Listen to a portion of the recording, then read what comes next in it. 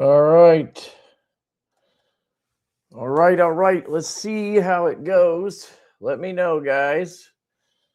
Hello. Welcome to Lefty Live, the live IT show, your weekly E- IT show.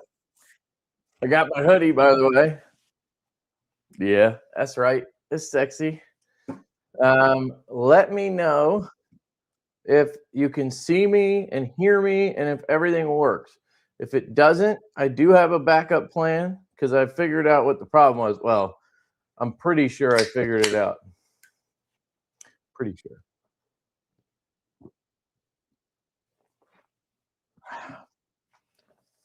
Yeah, it's a loyalty test. All good. Okay. So let me know. Hopefully nothing changes. But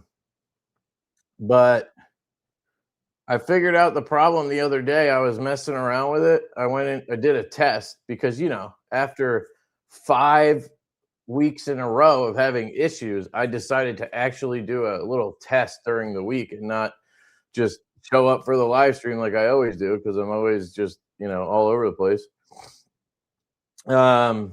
And I was using my backup camera, which is my old phone. Uh, it's an iPhone 16 Pro Max from last year, but I always buy the new one because I'm stupid. But and then I use it as an excuse because I can use the previous one for filming, right? So I always get a better camera for the videos. But I was using that as I always do, and I don't know why, but I thought, hey, maybe I'll try my current phone, and I swapped it to the 17 Pro Max, and it was perfectly fine. It was the strangest thing. So there's something with the connection with my 16 Pro Max and my MacBook, I guess. Although it was happening before I got this new MacBook, so I think it was just something with the phone. And I remembered the phone did an update like just the other day, and I was thinking maybe this update is going to fix it. So that's why I wanted to test it here. And if it didn't work, I was just going to switch to this phone because it's fine. But I guess we're good to go. So cheers to you guys. No more choppy Lefty. I know you'll miss him very much. But I knew it wasn't my internet. Like I just didn't think it could be my internet. Um, I don't know. I just think that would have been weird, you know. I even bought a coax system. So you can actually, I don't know if you guys know this. We're not talking about knives right now, but um, did you guys know you can actually run your internet through your old coax cables? It's so cool. So you get a I guess it's kind of like a modem. My Verizon thing router, it does that already. I found out. But basically, you just take your old coax cable and you run that to your router, and then or from your router. I think you run it from your router to a splitter, and then the splitter will send obviously all the coax cables out through your house where you have them in the walls. Um, and then you get this device. There's different ones, I think, but this one's called Mocha, MOCA, and there's different versions. I got the 2.5 gig one because my internet's 2 gig. And you take the coax cable out of the wall and you go into this Mocha thing, and then you plug that into an outlet, and then you could take an Ethernet cable from that to wherever you want. So I basically have an Ethernet port on my wall now that I didn't have before. If I need like better internet, although like I said, it wasn't my internet. So I spent stupid money on a new MacBook and upgrading my internet and everything, and it turned out to be a fucking update on my phone.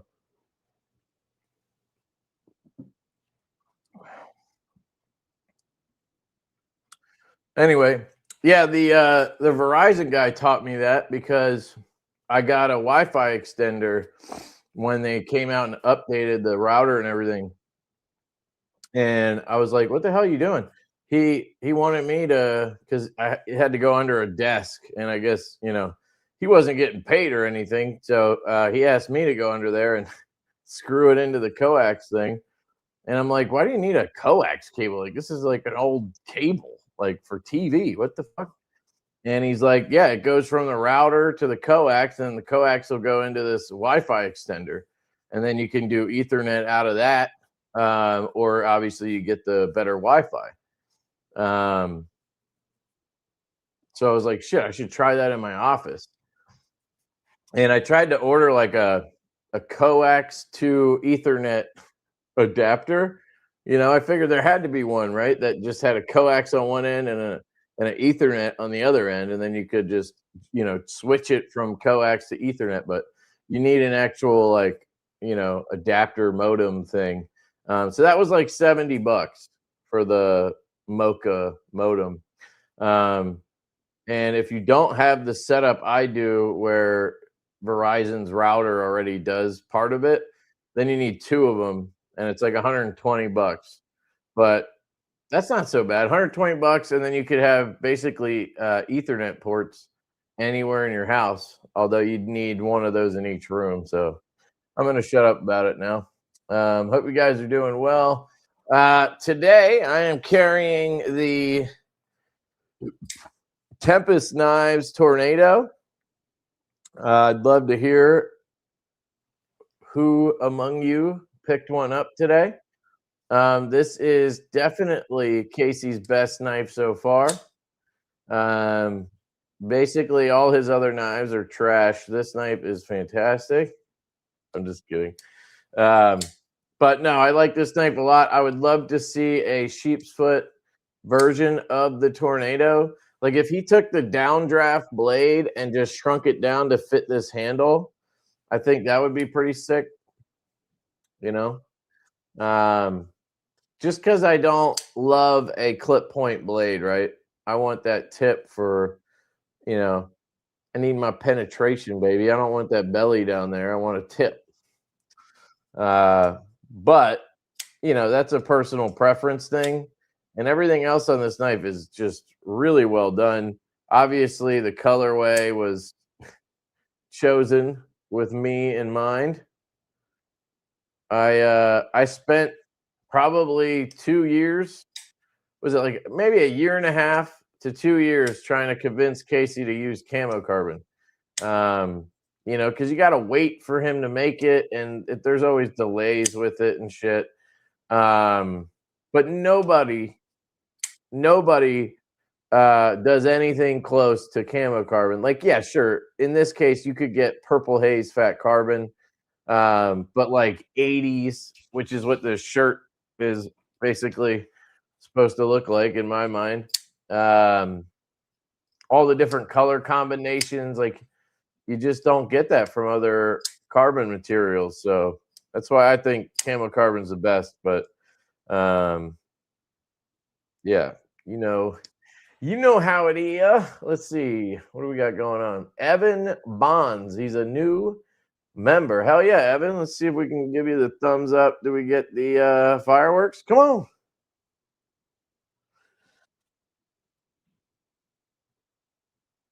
Camera.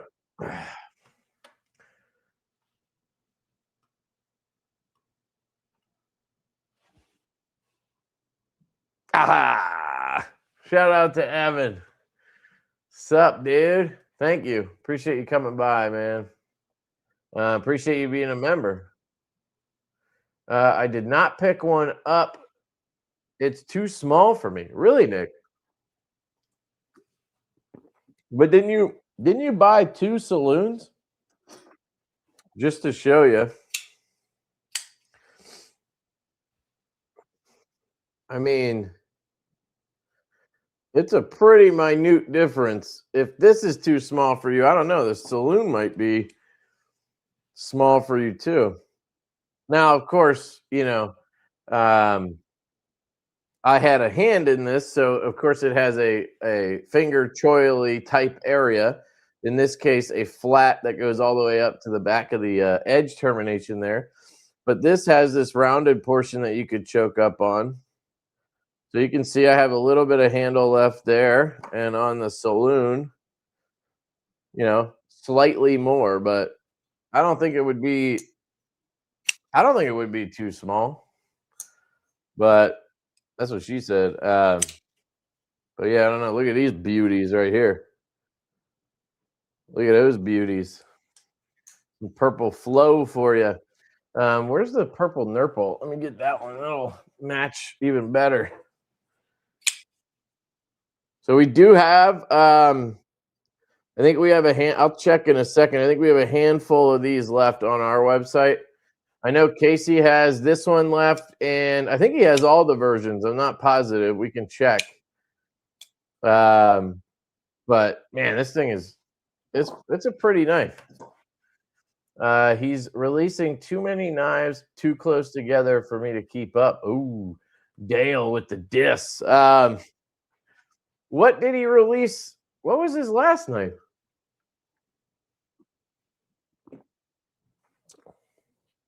I can't even remember the last thing he did. Was it the downdraft? That wasn't very, like, that was months and months ago, right? Yeah, I'm not sure. Let's see. New wedding band looks cool. Oh, this. No, it's not new. I've actually had this for a couple years. I had my buddy NJT Hand Power. He's a Chinese custom maker, makes fidget stuff. I had him make me rings a couple years ago, and he made me a zircotai ring, and I really liked it, but it absolutely got destroyed. Like, it, from knives and everything, it just got scratched all over. Like, it just looked completely shit after like a month or two.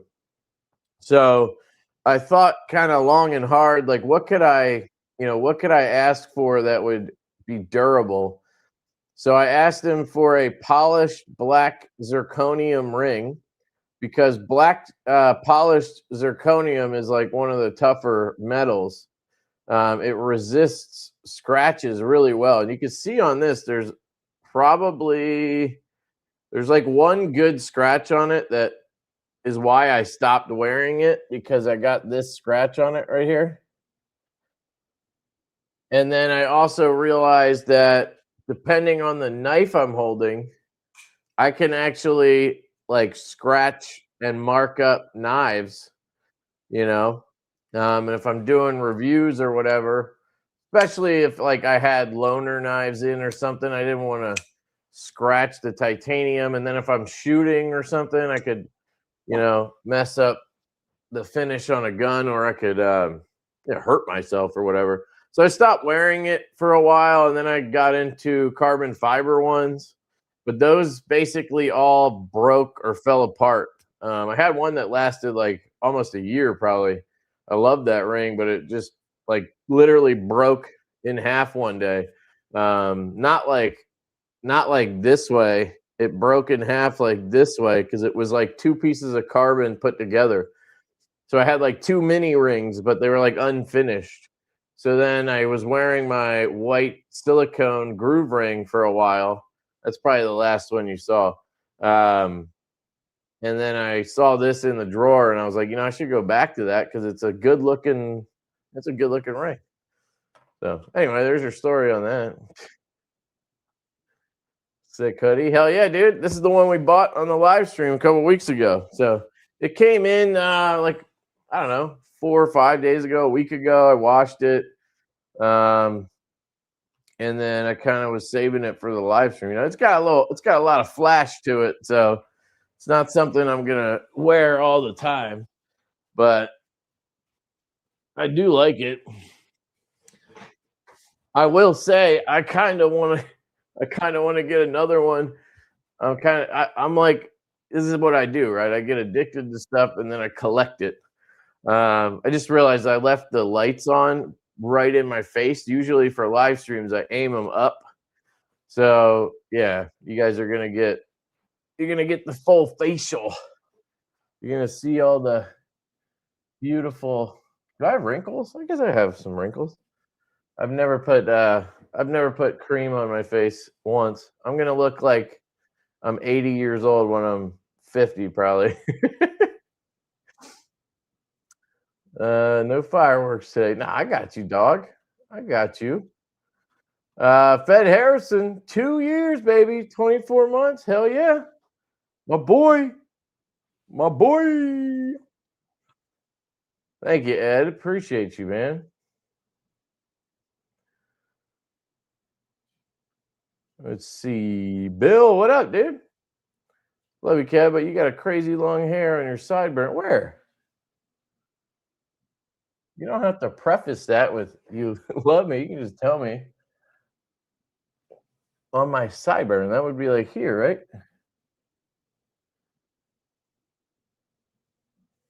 Am I this one?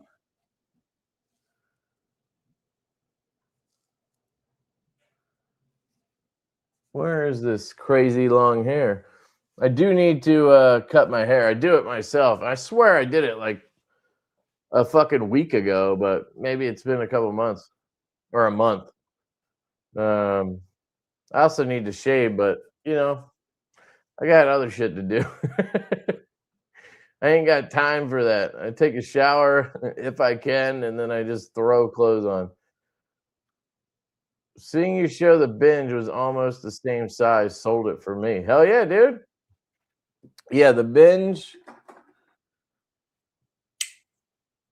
arguably the best knife ever made, and the tornado are very similar. Again, just slightly smaller. So like this is our kind of, it's hard to explain. It's our small standard. It's not our standard size, it's our small standard. We like this 3-inch size. I guess the saloon is a little bit bigger than the binge. But how long is the saloon? Is this one 3.1 inches or is it 2.9? We kind of use those two. Okay, so yeah, the saloon is 3.1 inches on the blade length. I thought it was closer to 2.9. The binge is 2.9. And the NATO, it's going to start calling it the NATO, is 2.8. 2.8 maybe. I really like that size, so Casey's in the house. $10. Thanks, dude. Thanks for all your help today, Kev. No problem, dude.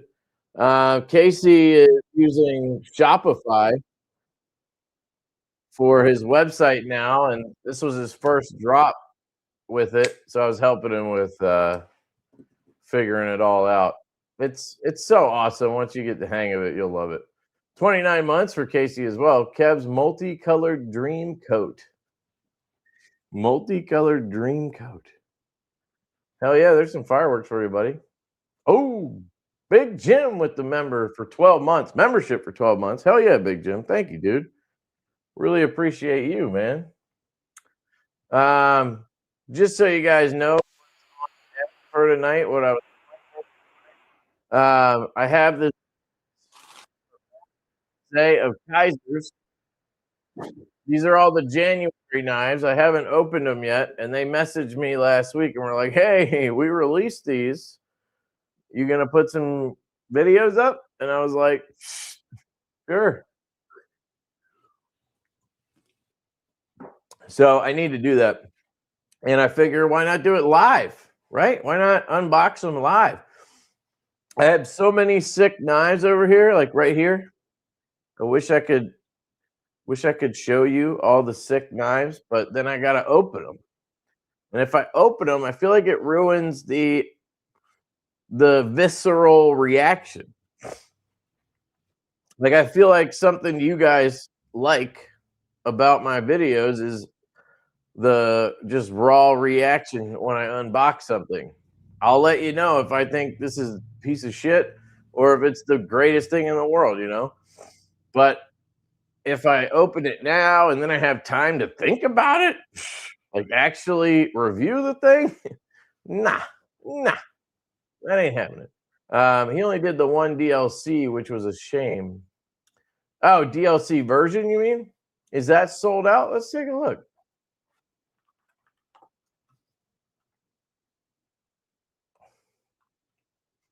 So I'm gonna pull up the website. Share screen.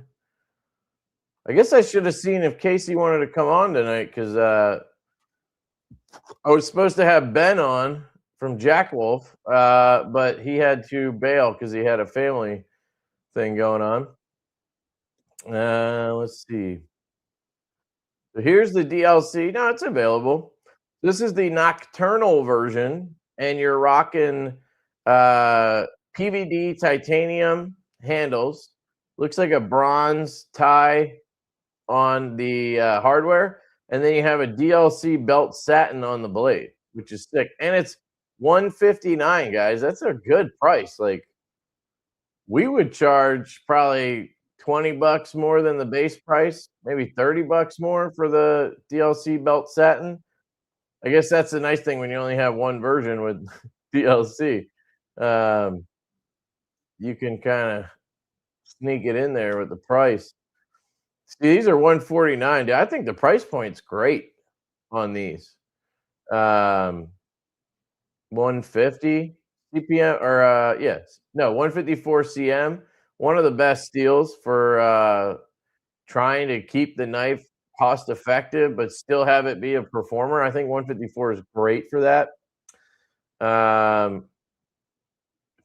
Where's the two-tone? Oh, right. Stonewash bevel and satin flats. Is that what this has? Yes, this has that too. Oh, I'm looking at that version, you dummy. The blue sky. Very original names here, Casey.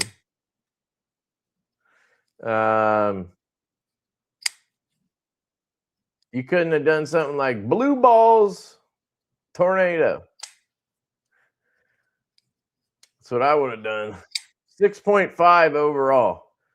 So that'll kind of explain it for you. The binge I think is like 6.75, and then the saloon is like 6.99.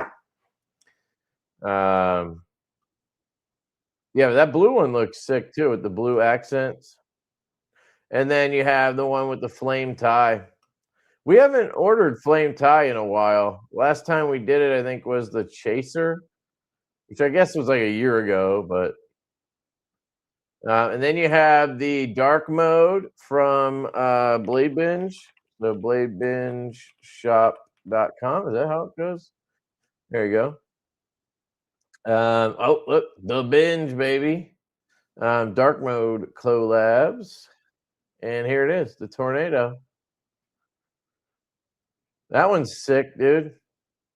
What do you got on this one? Is this one PVD or is it DLC? Doesn't tell you. So I'm gonna guess it's PVD if they don't say, you know what I mean? But I could be wrong. Casey, confirm that if you're still here. But yeah, that one's sick. I love it when they do the full handle in the Brittany instead of just an inlay or something like that. They also have their saloon, dark mode saloon. That one's 239 because you got S9EV, and theirs is DLC. The blasted DLC, I guess I'll call it instead of Kubi calls it regular DLC, but I don't like that because it almost sounds negative. Ooh, sold out of the fireballs. Some really cool looking knives here in the dark mode series. The Binge, the Tall Boy, the Downdraft. I mean, they got a shitload of cool knives in their series. And then you got traditional pocket knives.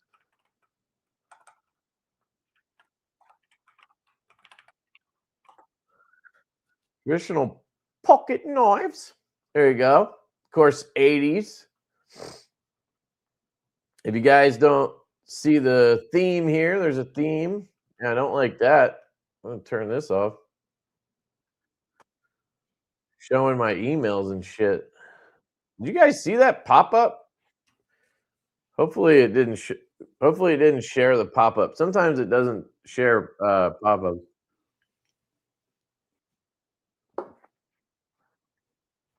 But yeah, the 80s looks awesome. That would definitely be the version for me.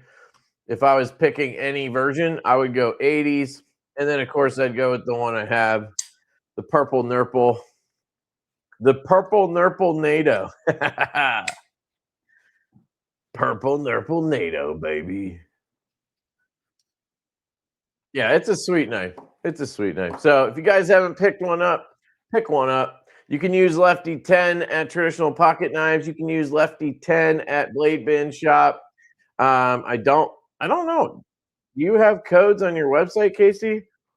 If you do, you should have Lefty 10. Let's see. I'm gonna skip.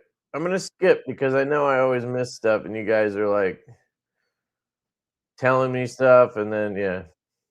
So sharp and shiny, pure night. I don't think the blades can be swapped with the CF ones. Um, so I think you would be able to swap them. I think Kubi would. I think Kubi would make sure that you could. Yeah, you probably have different liners because I think Casey told me that the carbon ones have full liners like this one, and then the titanium ones have tab lock, which is what we do on like all of our knives. We do the tab lock where it's literally just a small lock bar. It's not a full liner. You know what I mean?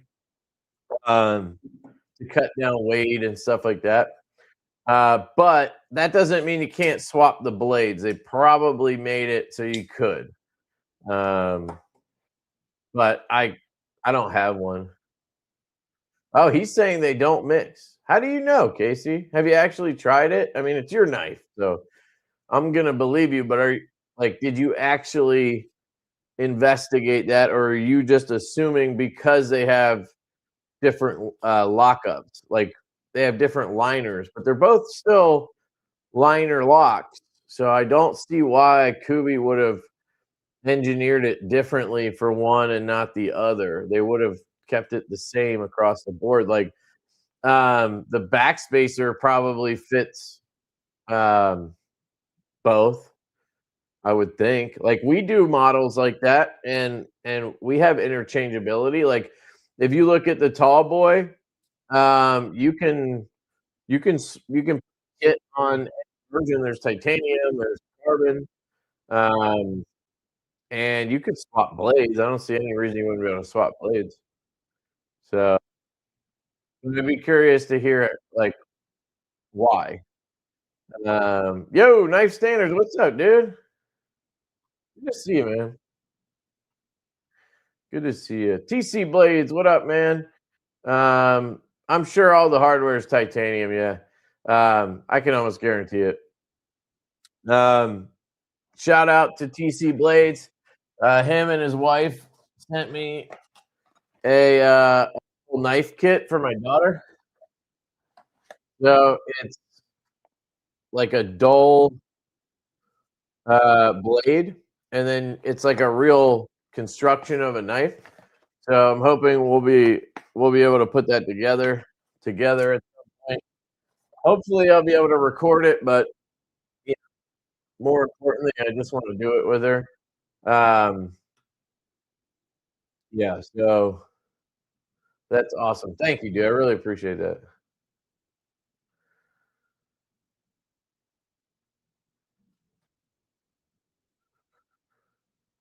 Is Divo going to do V3 Growler XL?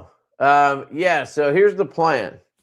I've mentioned this before. So the plan that I had in my mind the whole time was that we would do like a cycle, right? So we did the mini growler at the beginning of last year, and then we started working on the XL, and that's when I was thinking, ooh, if we're gonna do updates to the V2, right? Because we did the mini, and then we were working on the XL, and then we were gonna do the regular size one again.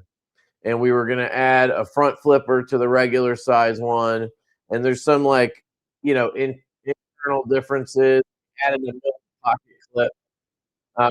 So we snuck the milled pocket clip on the XL. Thought you guys really wanted that, so we got that on there. And then I figured now we're gonna kind of roll through it again. So we're gonna do the Growler V3, which is gonna be dropping, in like a month or two. Um, and then we're gonna get started. Emailed 2 weeks today, actually, ironically. I talked to White Mountain Knives today about it. We're gonna start working on the mini Growler V2, and that one will have the front flipper on it and any other changes that we did to the XL or to the Growler V3. So that's the idea. And then after we do the mini, we'll do the XL V2, and that one will have the front flipper. I'm curious how that's going to go because of the sheer size of this thing. Like I don't know if a front flipper is really going to be good on this, but we'll try it.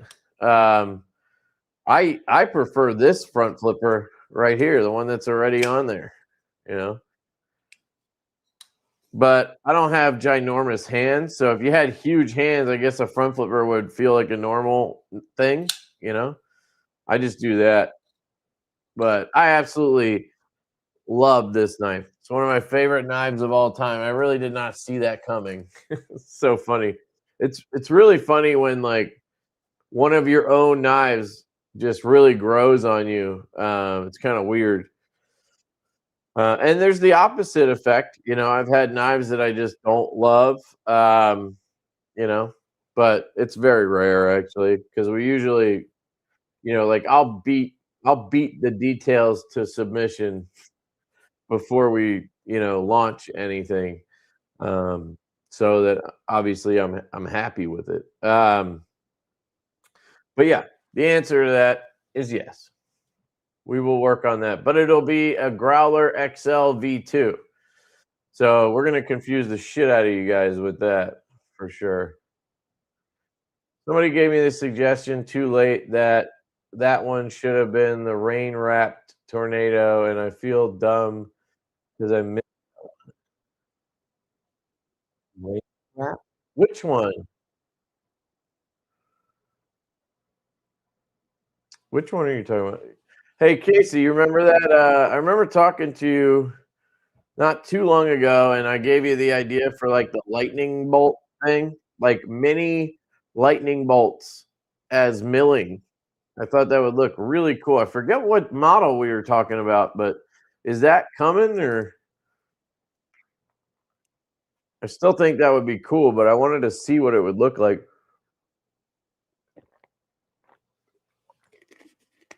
I think I even mocked it up.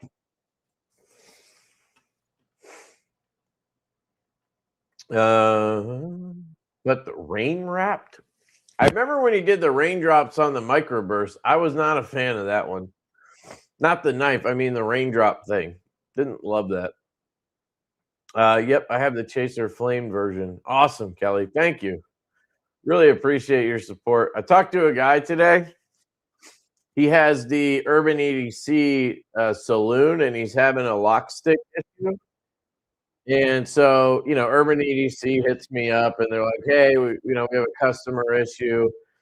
We had 2 issues with the Urban EDC. Well, so far, I guess, whatever. One guy, they reached out, and he got the Urban EDC version with the copper, and it instead of having the Sagaha pattern on the knife, whoops, it had the line milling. Somehow Kubi mixed up the scales from one of the blade binge versions. Oh, I just found a steel insert on the ground. What the hell? I was getting parts together for somebody. So instead of this, right, Urban EDC's kind of classic Sagaha, instead of that, he had the lines on it like this one.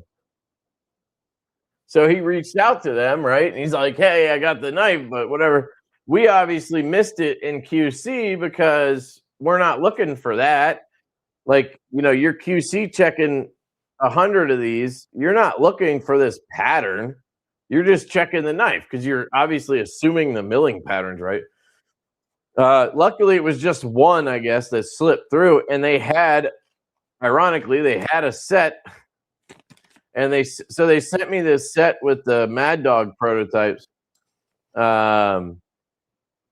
But I ended up sending him the sample that I had. So he's good to go. And I'm waiting on Urban EC to send me that knife so I can slap these on there. But that was one guy.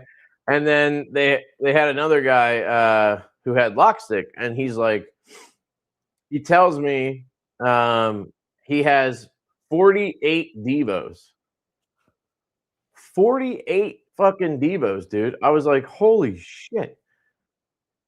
I don't even think I have 48 Divos. I mean, if you count the ones that are in boxes, I guess maybe I do.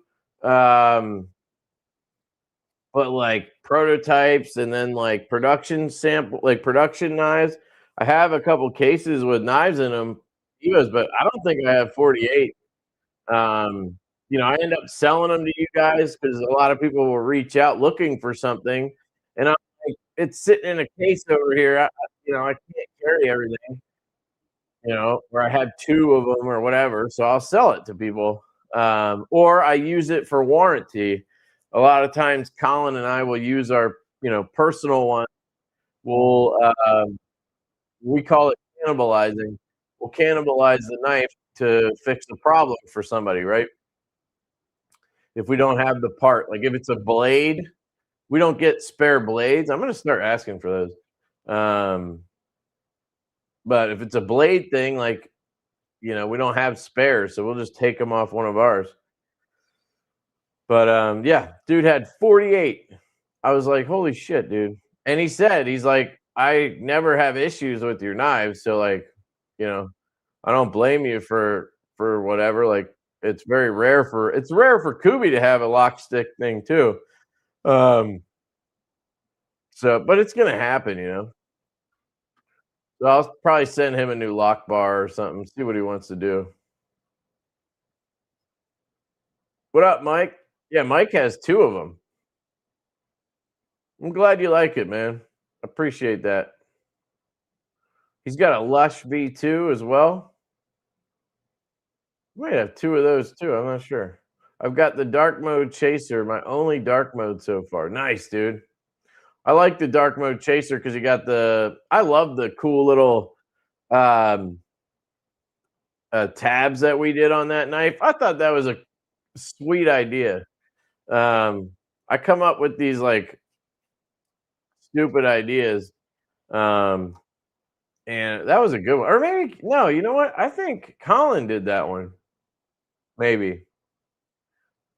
I'm not sure. I think he showed me the design with a tab like that, but I don't know if it was I think maybe it was just on the pivot, or it was just on as for the clip. And then I was like, hey, we should fucking add it again because I want to put the pattern all over the place. And we went from there. It's always fun going back and forth with Colin on shit, figuring stuff out, because we have such different views on things. Like, we just don't see we don't see it the same way, but like we're able to communicate and compromise with that. Like I think that's what works really well with us. Because a lot of times when I don't agree with somebody, there's going to be a clash. You know what I mean? Um, but obviously, if you have any, if you have any type of like respect for people, you're gonna compromise, right?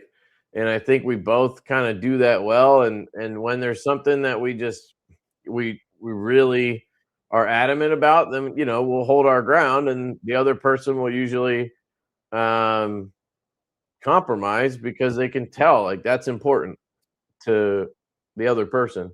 And I think that balance just works really well somehow. So anyway, shout out to Colin. He was feeling sick last night. I think he said he had like a flu or something. So hope he's feeling better. Purple swirl, purple swirly. You remember that? Giving people swirlies, putting their head in the toilet. I'm just kidding. I never did that. But you always saw it in movies and cartoons. Let's see. Did I miss anything? Yep, of course I did. Let's see. Paul Mills, $2, two Dowas for Lefty. Thank you, sir. Two doll hairs. Appreciate you. Sharp and shiny. Pure Knight says, seen the Mad Dog vid. Pretty exciting. Is the mini buzz still in the works? Dude, I get questions about the mini buzz all the time. Yes. So here's the deal with the mini buzz. All right. It is going to be a dealer exclusive. So a lot of times what happens is we start working with the dealer and we build a relationship. We like each other. We're dating. And then they see us doing the exclusive models with other dealers. So like we have the growler and we have the binge and we have the lush. Those are only available at a specific dealer, right? And then they'll want to do that too. So then we'll try to figure out what model they like, or what, if they want us to work on a design with them or whatever. And Jesse over at Urban Cutlery, he was a big fan of the mini bus. So we got prototypes. He had prototypes work with Best Tech when we started talking to him about it. We got those in, but we didn't like them because of the price point for what we got. Like, they have 2 shops. They have, like, their budget shop and their premium shop.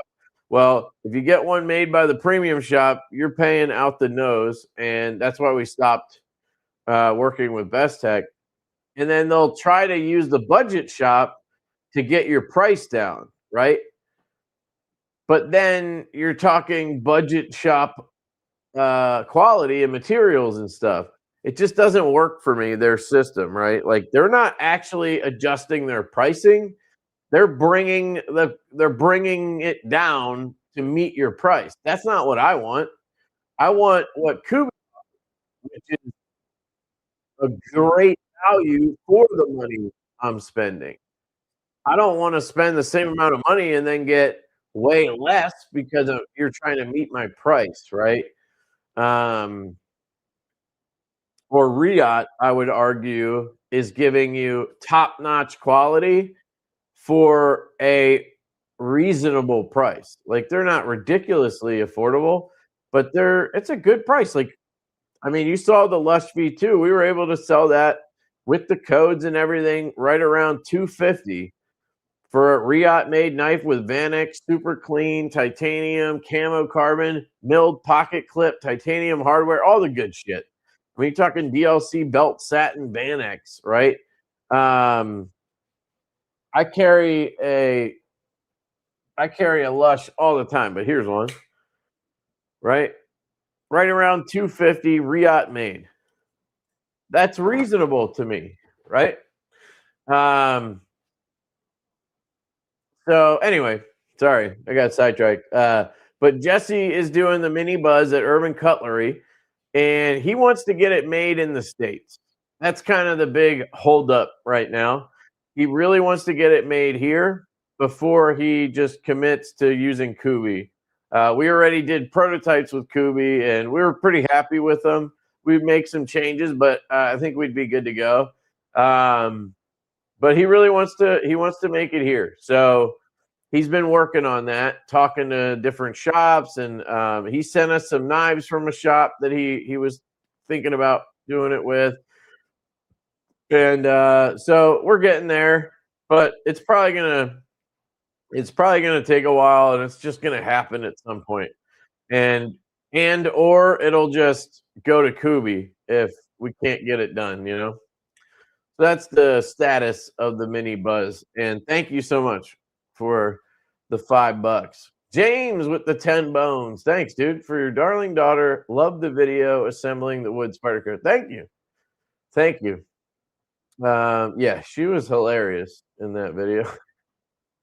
And I didn't even really realize it until I edited it, and I was like, "Oh shit, this kid was talking shit the whole time." My urban EC saloon is perfect. Awesome, dude. The XL version could be the F5. Yeah, that's what I told him. The XL could be that, and he could have a mini one called like the well, it is mini already, I guess.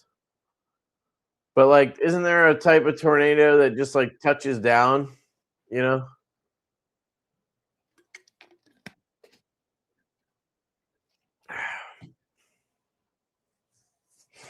So we had a one-off. I don't know what you're talking about exactly, so my bad. Oh yeah.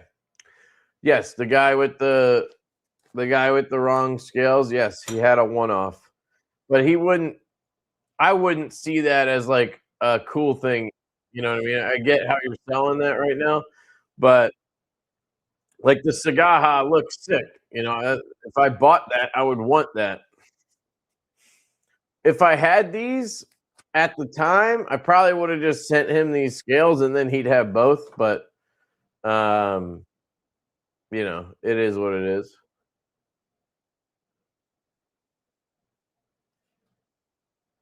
Many answers were said, but it's we at this point. They kept pushing it off, but it's we. Yeah, oh, whatever at this point. Pushing- What is he talking about? Robert Jones. Where you at, Robert? Robert Jones. Oh, gotcha. That thing fell through with said who I had a feeling it was going to as well. Them. What are you guys talking about?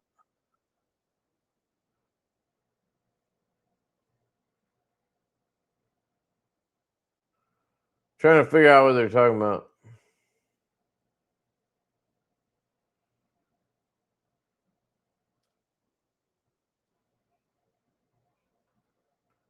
Oh, you tried swapping them on the microjets. That's weird, man. I don't think we've ever had that issue.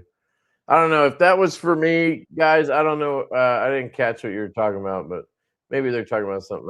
My only one is a dark mask. Sick. That's a good one. I have an 8 fireball. It's so sick. Hell yeah. Um, well, you gotta fix that, dude. You gotta fix that. Dark mode's sick. I went with the blue G card on the Lefty too. I hope it's here soon. Yeah, hopefully, dude. The denim is the shit, dude. It's my favorite one. Always was from the moment we got the prototypes. And this knife actually is the reason that you're gonna see more of this configuration on our knives. Um, I'll show you what this stuff. You want to see what this looks like when you get the material? Because it doesn't look like this exactly. I have sheets of it.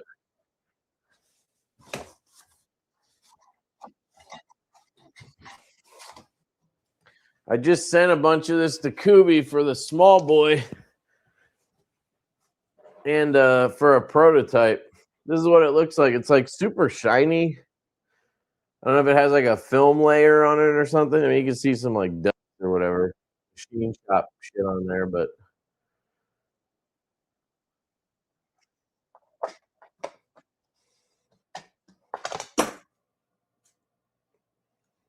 Can't.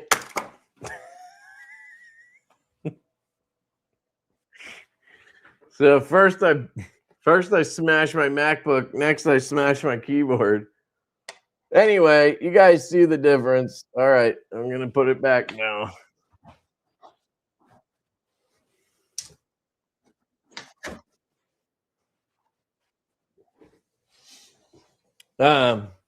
But that denim micarta comes in. Did I hit something? Jesus, dude. Um, what the fuck? That denim micarta comes in a giant sheet. They call it a master sheet. It's like I forget how big it is. Like, is it like 8 feet by 6 foot or something like that? It's massive, and then you have to ask them to cut it down. So we bought a master sheet, and then they cut it up into 12 by 12 squares, and you get 32 of those. So somebody do the math on that. It's probably 8 by 4, 4 by 8. Would that be right? 12 by 12, you get 32 of those. I mean, it could be different dimensions, obviously, but if one of the sides was 8 feet, the other side be. Somebody do the math. Right? I suck at math. 32 divided by 8. I think it would be 4 by 8 because 4 by 8 is 32. So 12, I don't know. That's my math right there, baby. 4 by 8. Let me know if I'm right. Colin, loved my post on the Facebook page of my Divo collection. Awesome, dude. Yeah, I really need to get on that group more. So bad about it. I just don't like Facebook. I wanted to have a group, but I just don't like Facebook. So I don't go in there often enough. I feel bad about it. White Mountain. But what about oh, still don't know what you guys are talking about.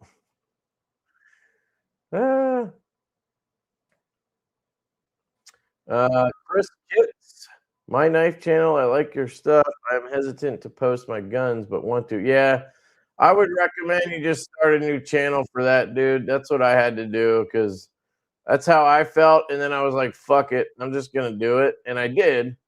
And I posted a bunch of shit I just posted it on my Lefty EDC channel.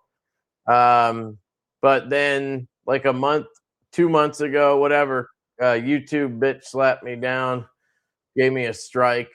First, I got like a warning or whatever, and then I got a strike, and then I was like, "Fuck this!" I just created a new channel. I've been meaning to download all the old stuff and upload it to the new channel, but that takes a lot of time. And I'm still like, I'm filming new shit. So I'm like, I'm just going to put up the new stuff and I'll just tell people to go look at the other channel for. But I wish I could like transfer. Like, I wish I could just take the video and just say, switch this to a different channel, because I have a couple of like shorts and a couple videos that did really well that would be cool to switch over to that channel so I could get some traction. Um, but I can't do that. So I don't really want to delete the videos because they're obviously helping me. So it's kind of like a catch 22 situation. Let me see. If you guys don't know, if you're not aware, um, here is a link to my gun channel. I've been meaning to do a live stream over there. Like, there's not gonna be anybody who shows up, but I want to start doing them. But it's just hard. Like, I can barely do these. But I would like to do that so I could talk about guns on live streams. Because it's something I'm super interested in, just like knives. But I don't, it seems like you guys, not all of you, but it seems like, the consensus is it's better to separate them And obviously YouTube agrees. So Riot is the GOAT. Yeah. Um, the video with Oscar was awesome. Thank you. Yeah, I kind of was forced to do that because I had to get the video and the tornado up because I thought it was coming out tomorrow. So I was gonna film something tonight or tomorrow, morning. And I was off work today because Oscar was sick. He had a fever 2 days ago or whatever in the night, and then he was home for 2 days. So I took off to watch him and had to make that video. Luckily, I was able to get through it.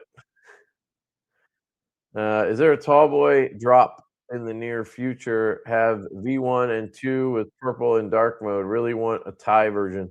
So there's the small boy, which is in production now. They're the next knife to be done, I think, will be the small boy. Well, it might be the Pony V2 from Riot, but that's a White Mountain exclusive. The next like broadly available knife is the small boy. We have an absolute metric fuck ton of those coming. It's the most we've ever ordered of any knife. The saloon was the most we ever ordered. There's 850 of these, and then the small boy is 1,200. So we blew that right back out of the water. We'll see how it goes, and then we'll adjust. But like with the tall boys, they go so fast, and then people get pissed, and we're like, we just it's a lot of money to spend up front, but we also want to make sure people can get the knife. So we ordered twice as much, more than twice as much as the last tall boy drop of the small boy. So if we end up with half of them, then then we can use that when people ask. Like we tried it, you guys didn't buy them, so we went back to the lower quantities. But anyway, the small boy's coming. It's a 3-inch version of the tall boy, so hopefully you like smaller knives. Question mark.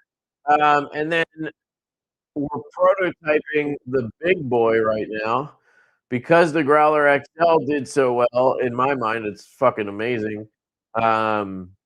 We could have sold 5 of those, and I still would have wanted to do more XL knives. I just fell in love with it like instantly.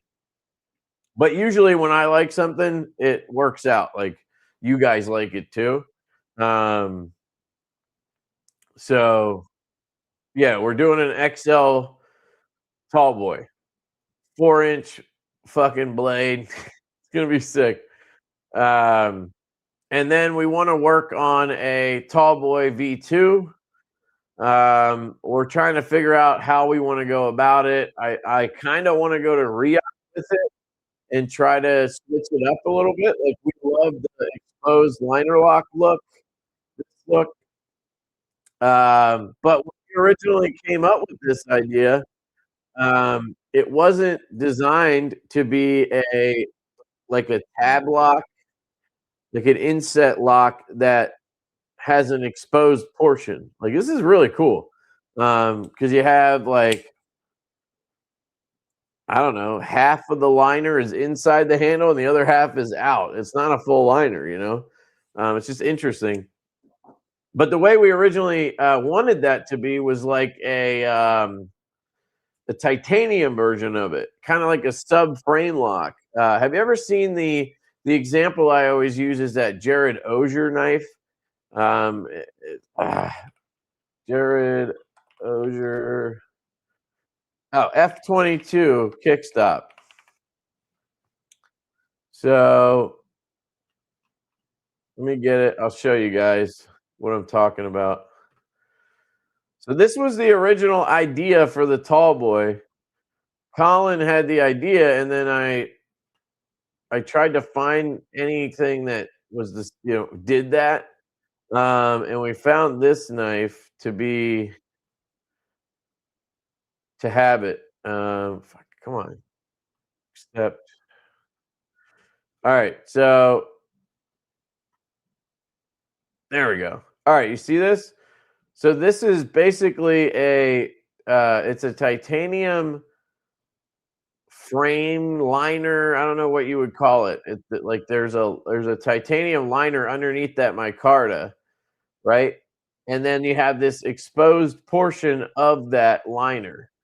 So it's essentially like what we did, except it's titanium, and it's a little bit different. It's not a tab lock.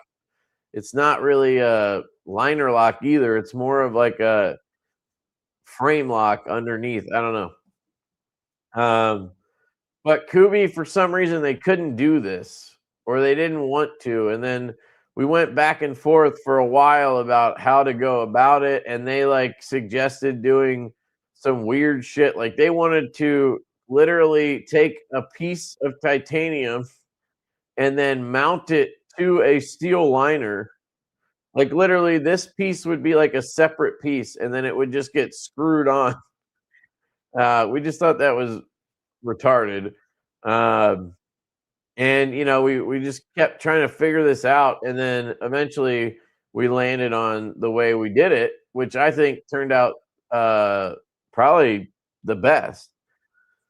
I love the way this looks and feels, and the coolest thing about the exposed liner lock is you get lockup on a full fucking thickness piece of steel. So like if you look at a normal liner lock, which there's nothing wrong with, right?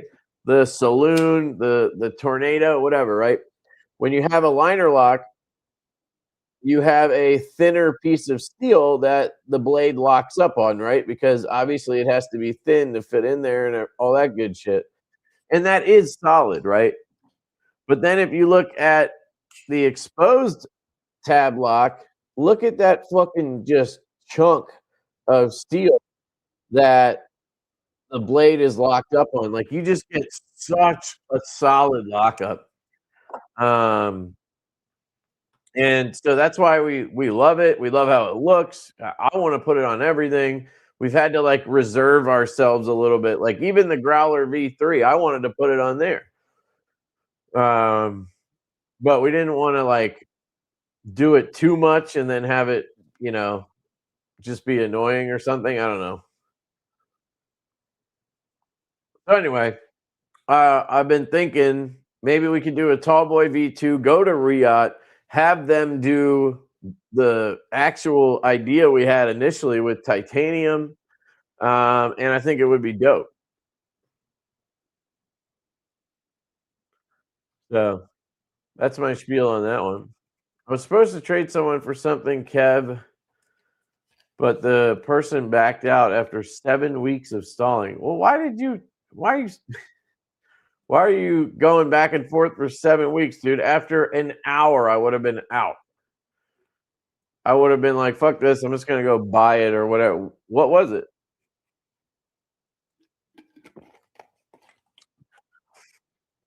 I would much rather spend a little more money and not deal with bullshit, you know?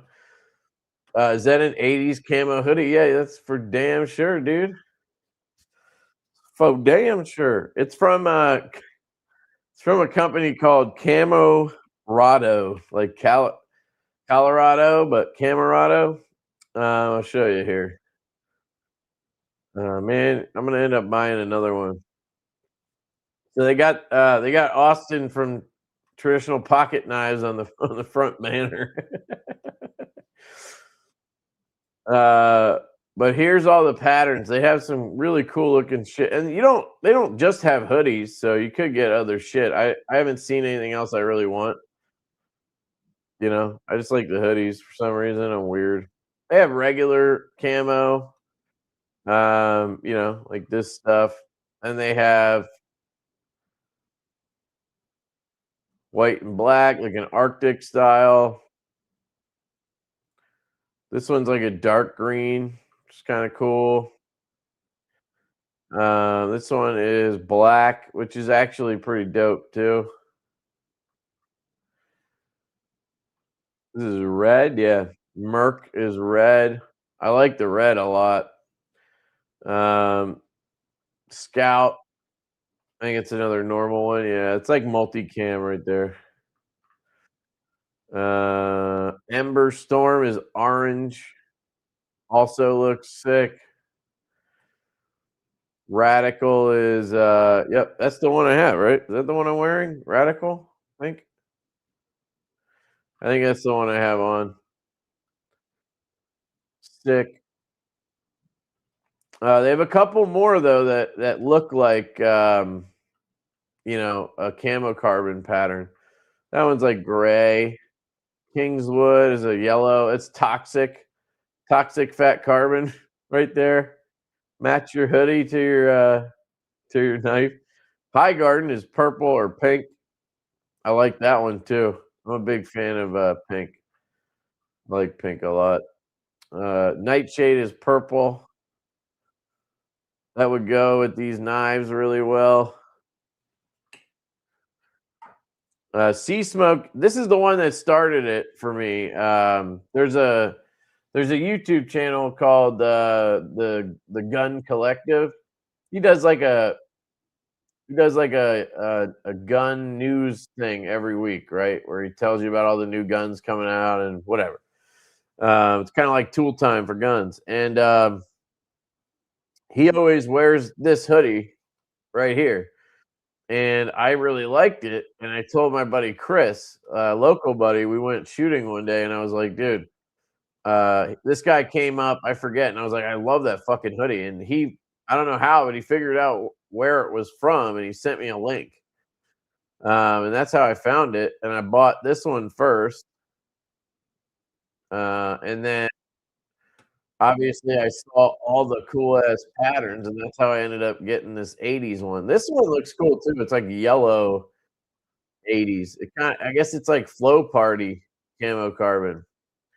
But I'm wondering if it's gonna be a little too bright. Look at that yellow.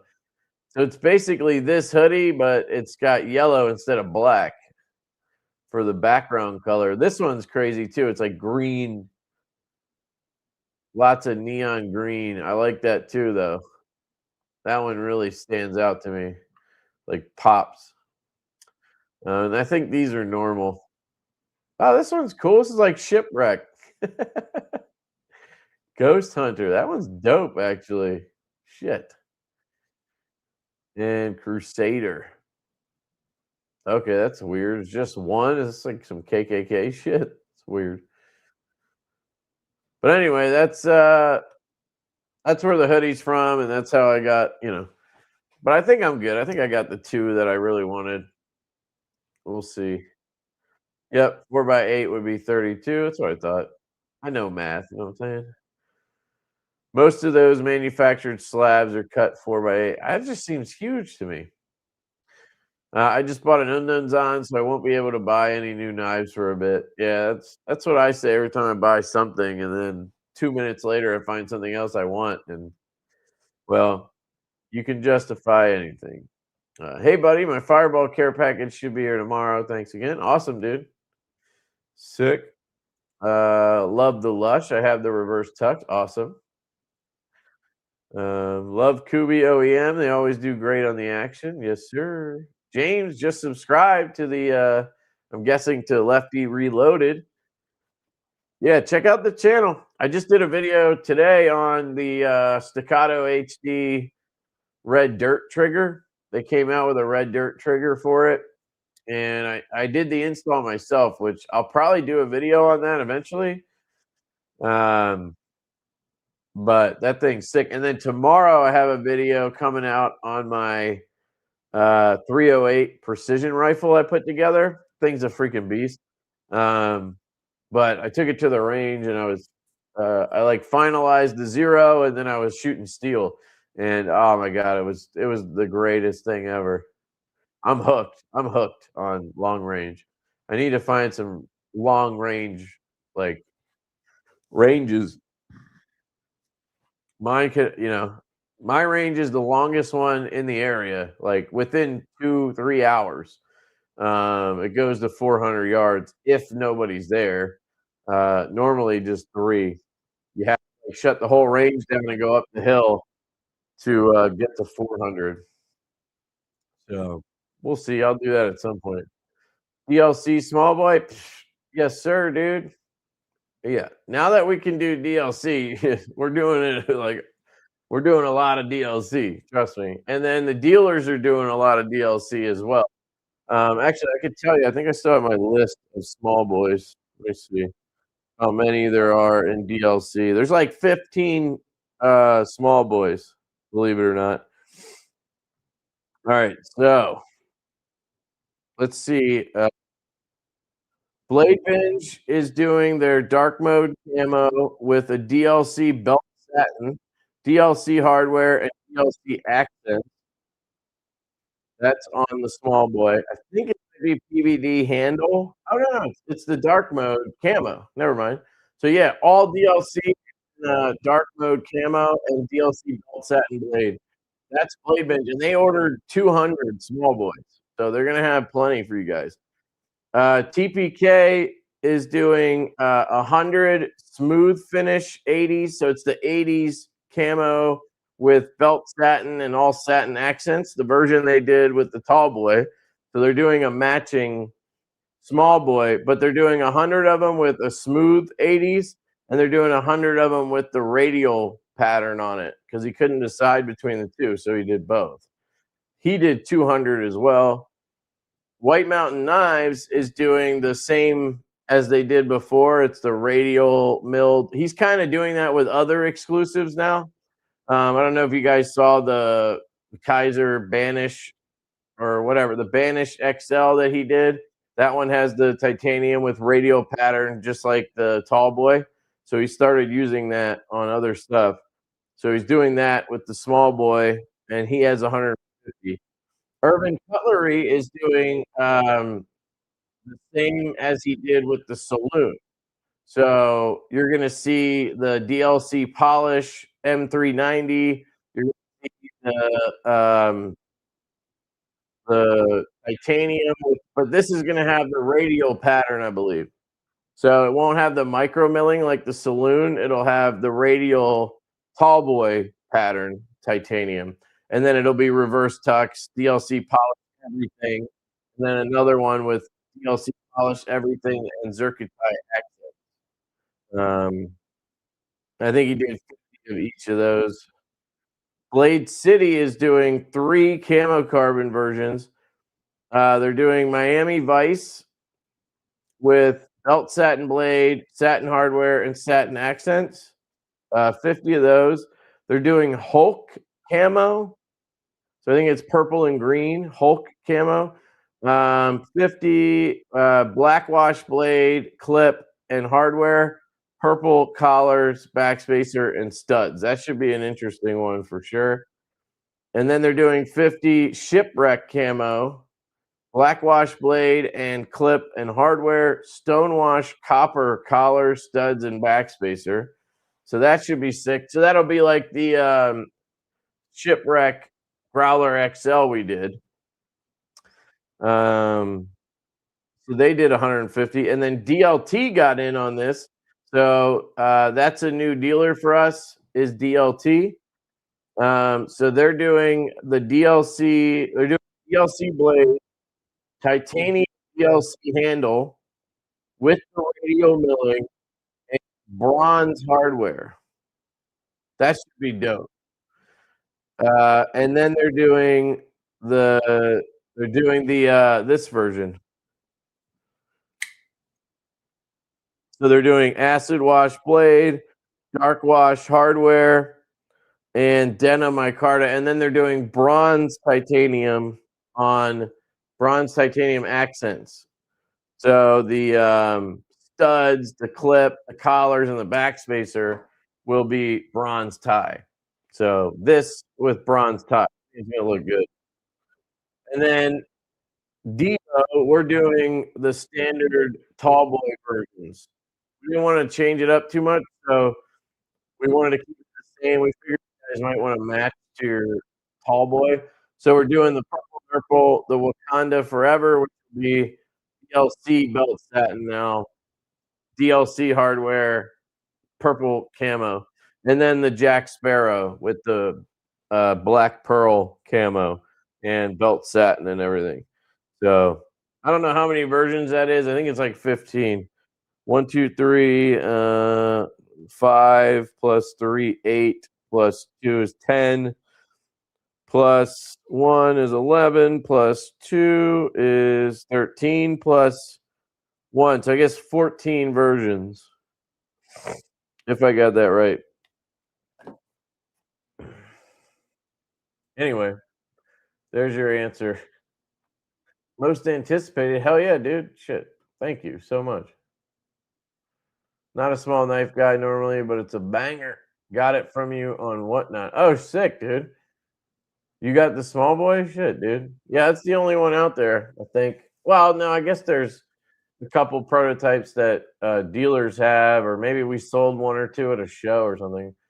Will the big boy be an S90V? I don't know. We haven't ordered it yet. We just did the prototype.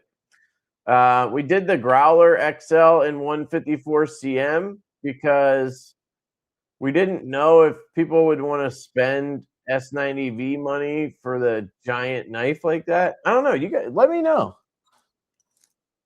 Like, what do you guys think? Would you have liked the Growler XL more or less if it was in a premium steel?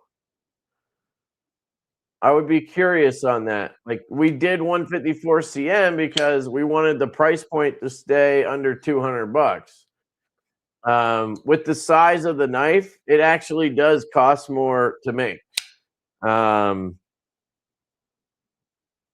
Just because it's gargantuan. Normally, like if you told me the price between a 3.5-inch knife and a 3-inch knife, there was like some difference in the pricing, I would call bullshit on that.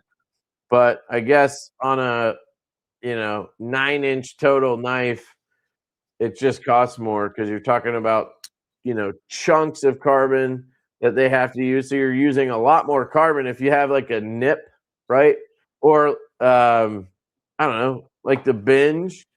Like how many of these could you get with this one handle? You can almost get three. You can almost get three, binge handles out of one Growler XL handle. So that costs more. And then the jazz blade. But anyway, yeah, I would be curious, Let's say it would be 250, right? In S90V, just to be safe. That the price would be somewhere around 250 for the big boy, which is a, giant tall boy.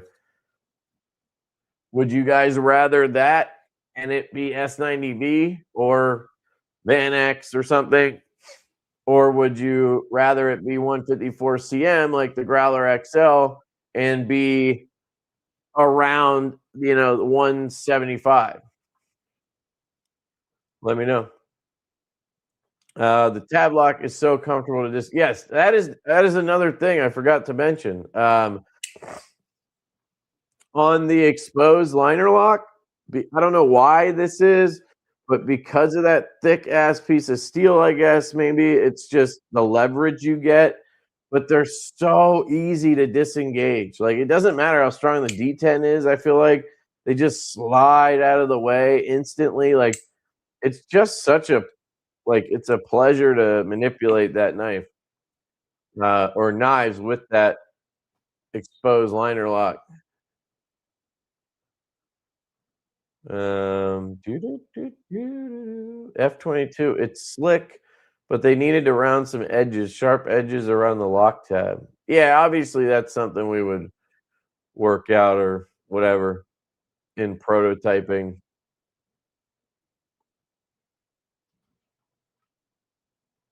Yeah, that's one of the things I really like about it, Evan, is it makes the lock side look cool instead of having I don't know, like even on the saloon, right? Like so on this, here's the show side. Normally you wouldn't have the clip here because I'm left-handed, but you have this cutout here and I don't know. And then on this side, you just have like a slab, right? I mean, it's got detail and this is a bad example, but It's not as nice looking as this. But when you have that tab lock thing, it just looks fucking cool. You know, it almost looks better than the show side. You're right.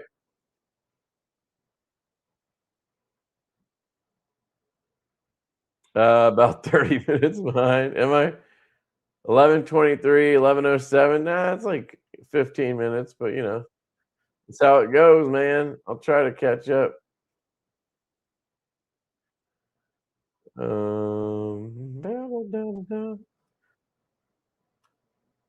need that purple nightshade. Oh yeah, wasn't I gonna open Kaiser's? We got distracted. It's 11:30 already.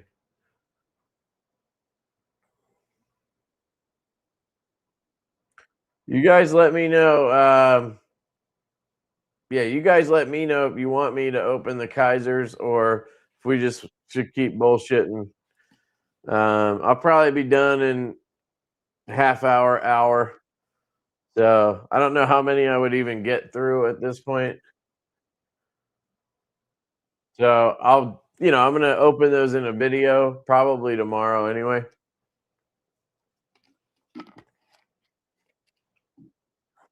So I might just hold off, but I'd still be curious what you think.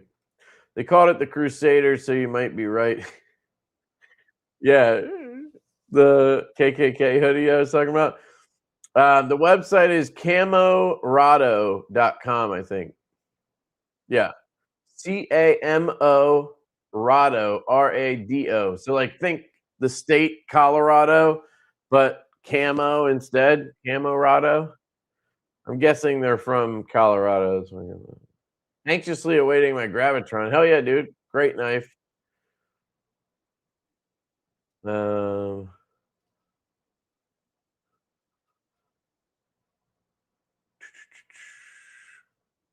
Lefty at CanCon, 2,000-meter range. Oh, dude, that's sick. I wish I had one of those in my backyard, man. We have a 600-yard range at our club, Cumberland Riflemen in South Jersey. Yeah, isn't that crazy? Fucking South Jersey. But in PA, I can't get anything past. Normally, you can't find anything past 100 yards around here. It is brutal, dude. It took me basically years of like trying to find a place to finally get to the range I'm at. And it's expensive. Like, when you go to the orientation at my range, you have to sit through this orientation thing where it's pretty basic, right? They're just telling you normal stuff. And I think they do a lot of it just to weed out the fucking, like, the people who are going to dick around or the people who aren't going to take things serious or whatever. They just get rid of them right away because they have this orientation you have to go to. And you have to shoot at it. Like they do like sort of a test, right? It was literally just like you bring a gun with a they said 10 rounds, I think, and you went at the end of the orientation, you went to the pistol range and they had one guy there and you would go up, you're like in line and you would go up with your gun and then basically he would have you shoot 3 shots or whatever and then you're supposed to like pretend you have a malfunction, right? So you got to just like, take the magazine out, clear the chamber, and then put your magazine in, rack a new one in, and fire 3 more shots. And they're just making sure you can actually hit the paper 10 yards away, and B, you're not going to like wave the gun around or do anything stupid when you're trying to manipulate it in between stuff. And I guess make sure you know how to take care of um, a malfunction.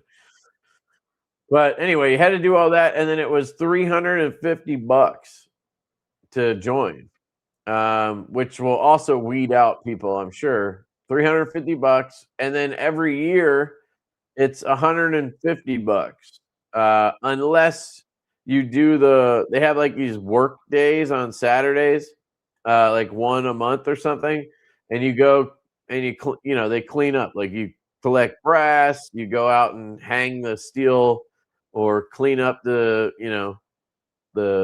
dugouts where the steel is, or they have like projects, like dudes mow the grass or they build target things or whatever.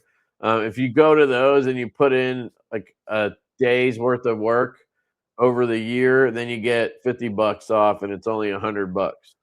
Um, so basically, it was $150 for me to renew because I there's no way I have time to go to an all day Saturday cleanup event. If I'm doing anything on a Saturday at the range, it's shooting.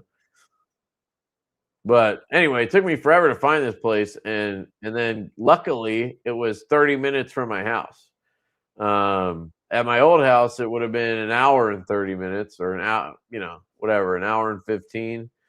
And that's honestly why I didn't really like get deeper into guns and stuff for the last, I don't know, 10 or 15 years. Like I've always been super interested in like into it, but the only places I could go were indoor ranges that are they're gay. Like you go there and there's like dudes watching you, and all you can do is like shoot at the paper super slow, and like that shit just gets boring to me.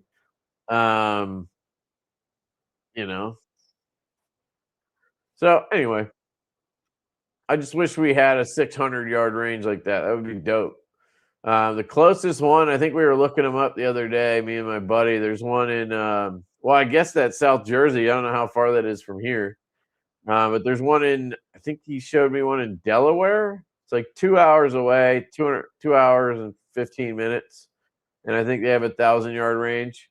And then there's one in Central PA.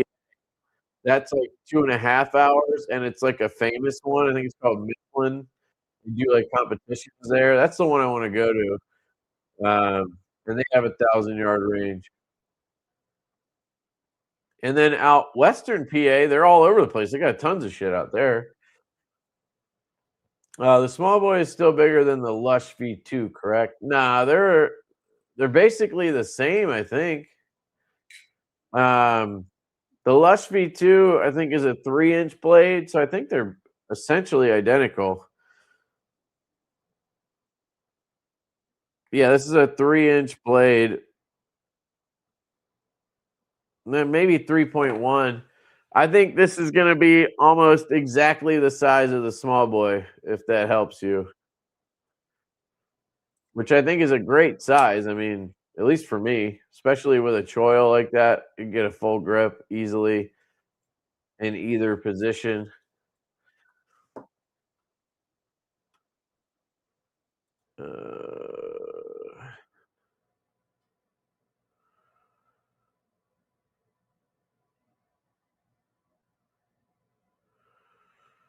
I just cleaned and lubed my GXL. Oh, Growler XL, and I am just admiring it now. Awesome, dude. Thank you. Yes to premium steel. All right, now we're getting to the questions I asked 20 minutes ago. Most people won't carry it every day, so I wouldn't go premium. As a collector of knives piled up from here to the door. What did you say? Less if it costs another $100. Yeah, okay. 154 is fine for me. Beautiful knife. Yeah, we would obviously figure it out. But I mean, I'm thinking in my head, the Growler XL, the price point we went with, I would say they averaged 175, right? Their pricing went from 140 up to 199. Obviously, you're adding 10% off into this, so it's 165 minus, so it's really like 150, right? After coupons and shit, okay? Um, and then I'm factoring in the S90V, which normally we would charge 219 base for S90V, and then that price would go up to 250. So you're looking at an average of 240, I guess, for S90V, but that's a normal size knife. And I am going to factor in that it's going to cost more because the Growler costs more being XL. So the big boy would too. So that 240 probably turns into 260, maybe average. And then you take 10% off. So subtract $25 from 260. You're talking about 245, you know? You're basically talking about like 250. 150, 250. That's how my math. I guess it is $100 more. That's interesting. But that's what pricing does, you know what I mean? Like you think it would only be this much, but then that it like it stacks up so fast, right? Because you have okay, the difference is only $20 in the manufacturing. That's what they charge, $20 more. Okay, but then we have to charge the dealers, you know. So now we got to add X percentage to that $20. Okay, now the dealer has to make their money. They're going to add X percentage to their, you know, so their $20 turns into 40, their $40 turns into 60. You know what I mean? Um, and it's just kind of apparently it'd be $100 more. I don't know. Maybe it would be less, but I don't think so. Can you not do both a high-end version with S90V and a budget? Yeah. So here's the thing, Fred. We are exploring that. We did it with the mini growler, but the way we did it with the mini growler, I didn't love. Um, like we did kind of like budget finished versions in 154, and then we did premium finished versions in S90V. So, for example, we had like titanium with S90V, camo carbon with S90V, and we had G10 with 154, weave carbon fiber with 154, right? Um, and those sold really well, but I think that model would have sold well anyway. So it was hard to gauge how that really went.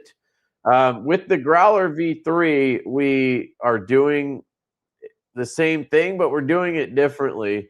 So we have, I think, 6 versions of the knife. But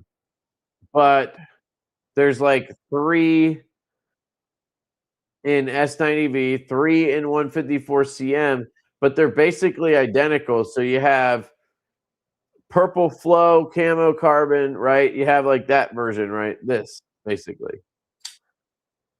So you have like this version, and it's in S90V, and then you can get the same exact knife in 154 CM, and you just have a difference in price. That's how we're doing the Growler V3. So based on how that drop goes, that will help me determine what we want to do in the future with that stuff. If that does poorly, right? Like maybe because it's camo carbon and it's nicer in general, and then you have S90V, maybe people are just gonna wanna buy the, you know, so we sell the S90V ones and the 154 CM ones just sit on the shelf, right? Or we get a lot of comments that are like, "Man, I woulda got this, but it was sold out, so I got the other one." If we get a lot of that, then we might reconsider and go back to, like, budget versions with budget finishes and premium with premium, or scrap it all together and just go premium or budget. Um, you know. So anyway, yeah, Larry, we've worked with Kunwu. They prototyped the Stout actually. Our first knife. They prototyped the knife along with QSP. We had 2 OEMs do prototypes, and it didn't go so well. It was kind of awkward because like I was doing a lot of videos on Kunwu, and I had a really good relationship with Sergio there, who, you know, I'm still cool with him. We don't talk really as much or at all. Um, and they send me a knife occasionally. Like I'll reach out and be like, "Hey, any cool knives?" Or they'll reach out and be like, "We have a Lefty, whatever." It's like they only send me Lefty knives now. You know. Sometimes I get like stuck in that bucket with people, and it's like, no, I will check out right-handed knives. You can send those too. But it was kind of awkward because they did the prototypes for free, and I know Sergio was just trying to like be cool. But I think what happened was they did it for free, so they, you know what I mean? Like, they did it for free. They didn't really put the same effort into it, I think, that they would have if we paid for them, which we would have paid for them. But it's hard to explain, like, and I wasn't gonna be rude about it or anything. So that didn't work out. We went with QSP. We tried to have them redo the prototypes, and I still wasn't, like, satisfied with it. I was just worried about the QC. Like, that's my biggest concern with Kunwu is, like, what's the QC gonna be like on hundreds of these, right? Like, we have 4 prototypes, and I'm having issues with 3. Can I, like, yeah, sure, a lot of people would just be like, "Okay, we can, you got the design, now you can go ahead and then in production, they're gonna be great, right?" Well, I wasn't sure, so I didn't wanna do that, especially early on. Uh, and then I did hear some things from other guys who did actually go through OEM with them and had QC issues, like a lot of them. Like we're talking 300 knives and half of them have a problem. So I just kinda always shied away at that point. They actually, prototyped another knife for us. It was a growler with a crossbar lock. I might have a video on it. Uh, we actually called like, our crossbar lock was gonna be called the dive bar lock, which I love that name, but I hate crossbar lock. So, and the way those prototypes came out, I just wasn't happy. It was, like, fat and it was, like, big, heavy, and thick, more pu for the cushion, but I don't want that in my knife. So, yeah, it just never worked out, but that's the experience I've had, and, they're good people. I like Kunwu. I just checked out the Tau 3. They sent me a Lefty Tau 3, and that knife's pretty cool. It's not like the Tau, the original. But I will say their quality seems to have, skyrocketed, so hopefully that's across the board, and they're killing it on everything they do, including OEM. Um, so yeah. Could they make the tab out of titanium so you can anodize? No, so that's the thing. You talking about, this? No, like, that's what we were trying to figure out, but the only way to do that was for them to mount a fucking like, cut out a piece of titanium that looks like this and then screw it on, which is or glue it. They wanted to glue it at one point, and no, like, that's not happening. Um, and then you're gonna lose this full thickness lockup too, like, I don't wanna lose that.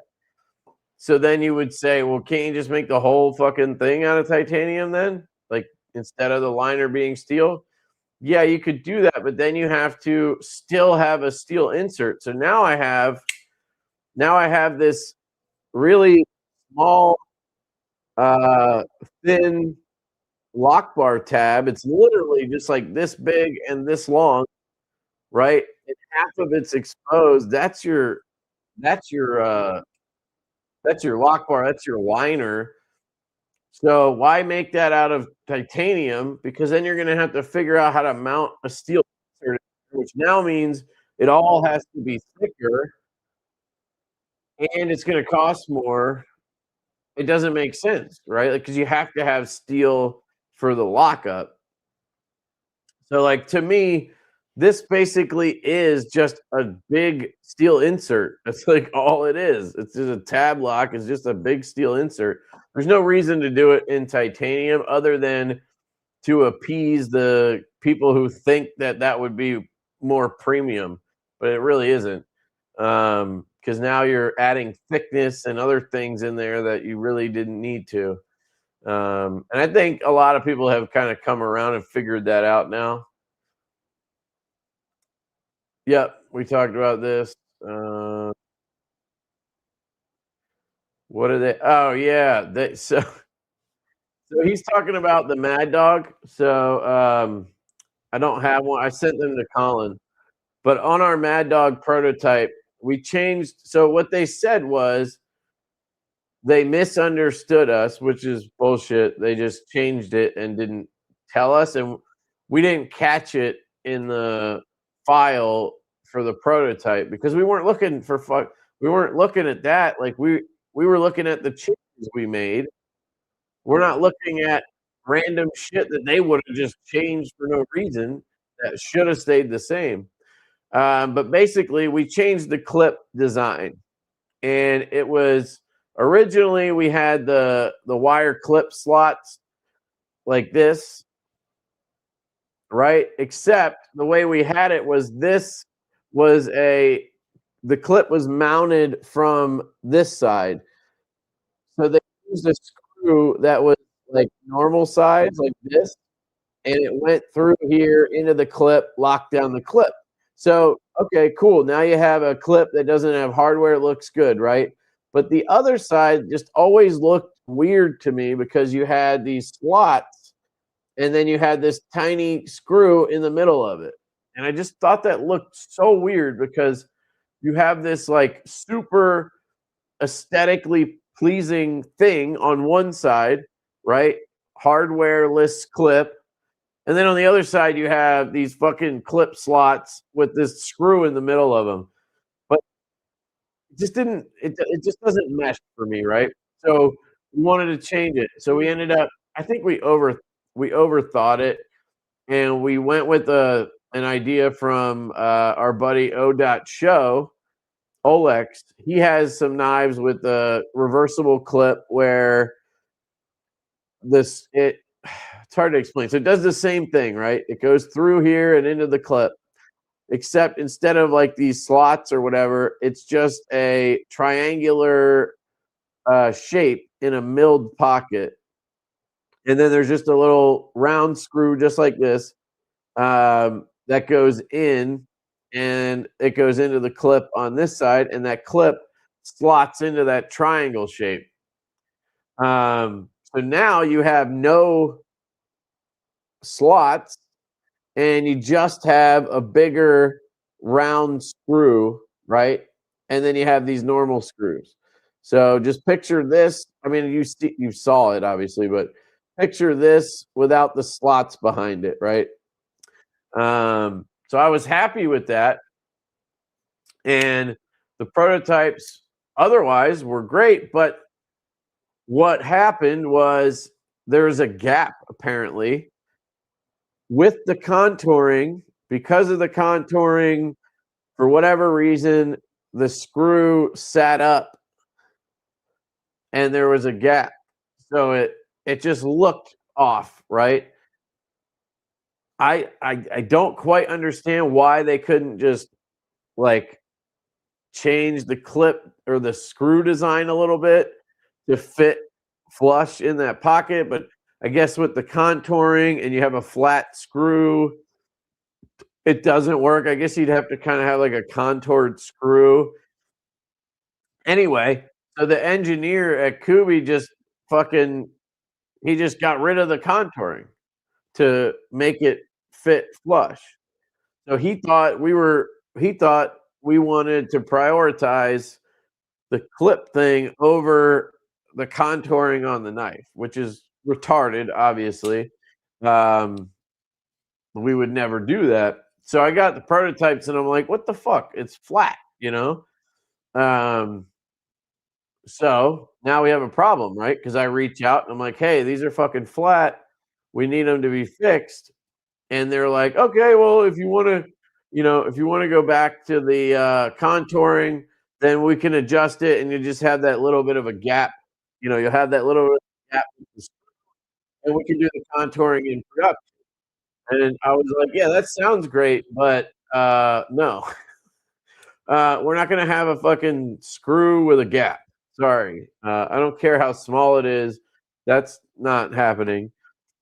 So I'm like, unfortunately, like this is why we do prototypes. If you would have told us about this gap thing instead of just changing it to be flush and getting rid of our contouring without telling us, or B, you just did it with the gap and then we got the prototype, we would have seen the gap and then we would have come out with a solution for the clip instead of now having to like try to imagine what things would feel like.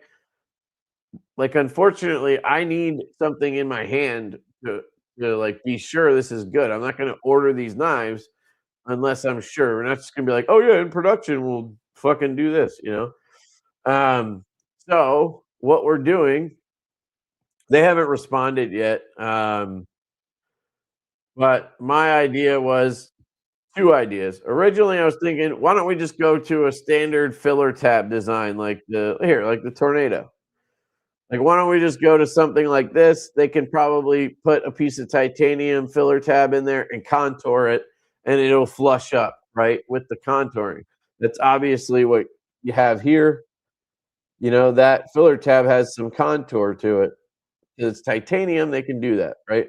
Because it's not a screw, it's a piece of titanium.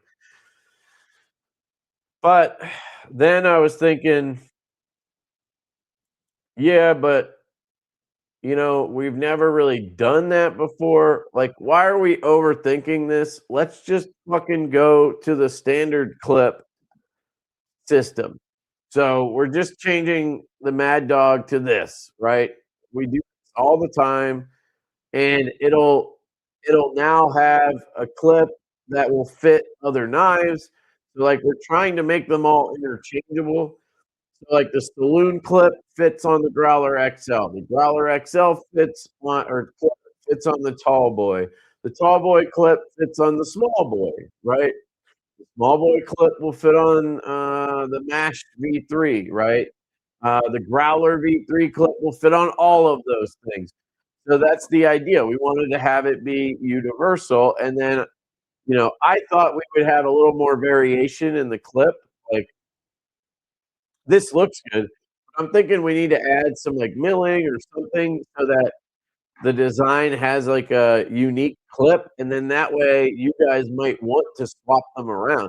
Right now, I don't think people care about that because it basically looks like the same clip on every knife. You know what I mean? You would just be maybe trying to get a color or something like that. Um, but anyway, so the Mad Dog would just fall in line with that. We're gonna scrap the hardware-less, mounted from the inside clip. We wanted to do it, but it's not worth all this bullshit. We're just gonna have it be the same as our other stuff. Um, so we're doing that, and then the contouring will obviously come back as well. Um, so that's the idea there. I think that was everything I wanted to say. I feel like I had more, but I think that explains it. And then we just started working on a NIP V1.5. So we're going to order, that's the next knife in line. So the small boy was the last one we ordered. The NIP V1.5 is the next one. We're working on that order now. And then the Nitro will be the next one after that. And then I think the MASH V3 probably after that. And then there's obviously the dealer ones that sprinkle in there, the exclusive models. But on the NIP V1.5, what we're gonna do is basically the same thing. So we're taking the NIP Lite uh, handle design with the wire clip setup, and we're gonna do premium handles. So we'll do camo carbons, titanium, whatever. I'm not sure yet. I think we're gonna do 154 cm on the new nip, so we can keep the price point really nice. Um, that's like a model we want to be like super accessible to people. So I don't know. If we do S90V, then we have to deal with the price point, and I don't know. We'll figure it out. I'm pretty sure it's gonna be 154 cm and then like premium handles, kind of like the Growler XL. but it'll be the nip V1, and it'll be less expensive because it's a very small knife versus the giant knife. But we have a milled clip design. They actually just finished the clip samples, so we didn't need full prototypes because the V1.5 is basically the same as the V1 or the Lite, except we're kind of combining those two. We're not changing anything drastically to where we need a prototype. It's basically the same knife. We're just putting a milled clip on it and nicer materials. So they're sending me the clip samples, and we're gonna test those. They'll probably have their own like slot pattern. I don't think they're gonna fit the tall boy or whatever. We'll see. I don't think they did that though. They'll fit the older knit lights. So that way you guys could get accent kits or whatever, and they should fit the V1.5 and back, whatever you call that, reverse. What do they call that? Forget what you call that. We used to talk about it in video games. If you could go back and put the disc in the old system or whatever it's called. But anyway, that should work out for the nip.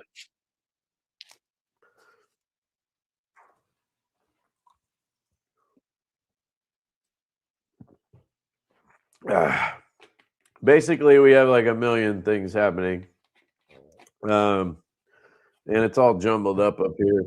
We signed an agreement with Kubi, so I reached out to Kubi and I was like, hey, we've been working together for like 4 or 5 years now, and we've never actually done a collaboration knife. Like, we've never sold you a design. We've never licensed anything to you. We work well together. Like, why don't we. So do you guys want? So I asked them if they wanted the chaser as a KB knife. So they took it, and we signed an agreement on the chaser. Um, it's going to be updated though. So my idea was to add a folder to the chaser. Uh, I'm not sure. I can't remember if I gave them any other concepts that I wanted on that, but for sure we wanted to add a fuller to it. So I think the chaser with a fuller would be sick. I think that knife, it did well. Like, we sold them all. Well, I think maybe a couple of dealers have a handful left, but we sold 95% of them. Um, but I think it would have done a lot better had it had a fuller for people to flick. 'Cause I think the flipper only thing kind of hit people off balance for us. You can flick it anyway, but not everybody knows that. It's like with the Mad Dog is the same way, and we just decided to do a fuller on a new prototype, which worked out. Um, so anyway, Kubi's gonna do the chaser as a KB knife. So it'll be branded KB. I already made them in the agreement. I put in there that it had to the our logo and shit needs to go on the inside of the back spacer. Like, we don't want any billboarding on the blade. They're gonna put their logo on the pivot instead of ours, which makes perfect sense. So should be pretty cool.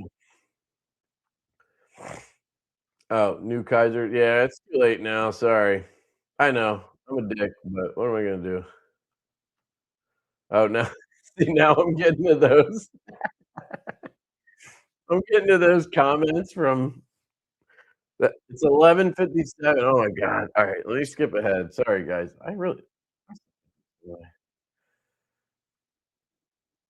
how do people keep up with chess? They just don't tell the full stories, right?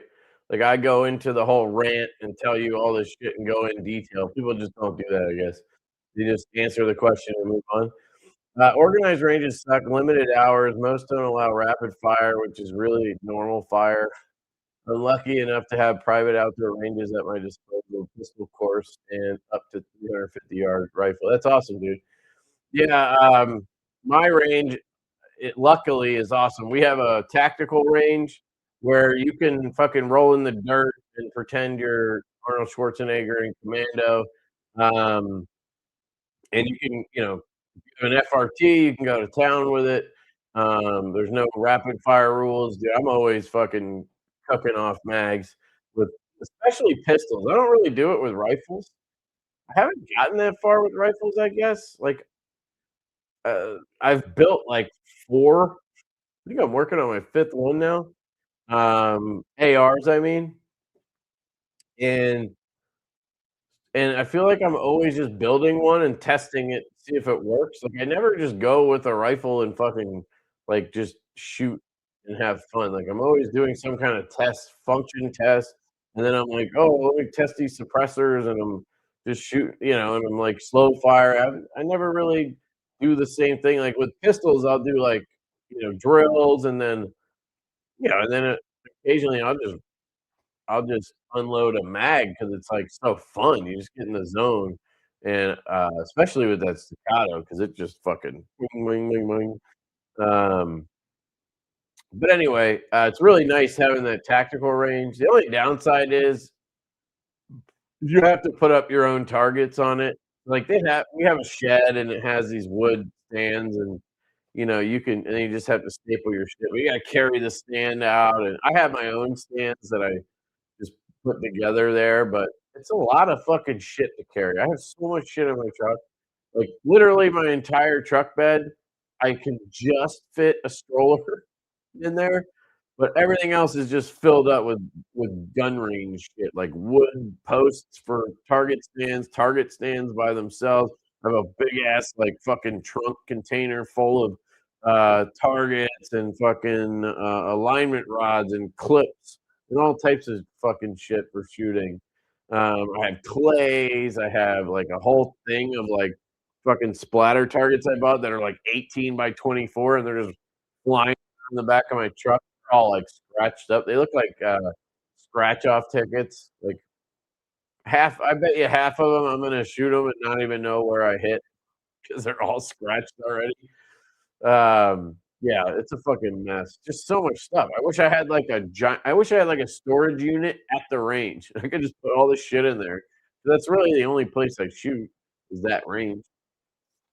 But yeah, I've been starting to keep a lot of it in the car, like, I don't wanna carry my like, what are they called? Like, they're bags. What the fuck are they called? Why can't I think? Just like a rest, you know what I mean? Like, I have a rear bag, that my buddy sold me. It's sick, dude. You have a little air pump, and so you put the stock on it, and then when you want the muzzle to go down a little bit, you just squeeze it a little bit. You'll you'll just tilt down a little bit. You need it to go up, you just push the button to release some air. It's fucking awesome. Like the greatest things. It's got, like, sand or filler in it, and then you can also pump it up. Very cool. But yeah, I just started leaving shit in my truck. Anything that's not electronic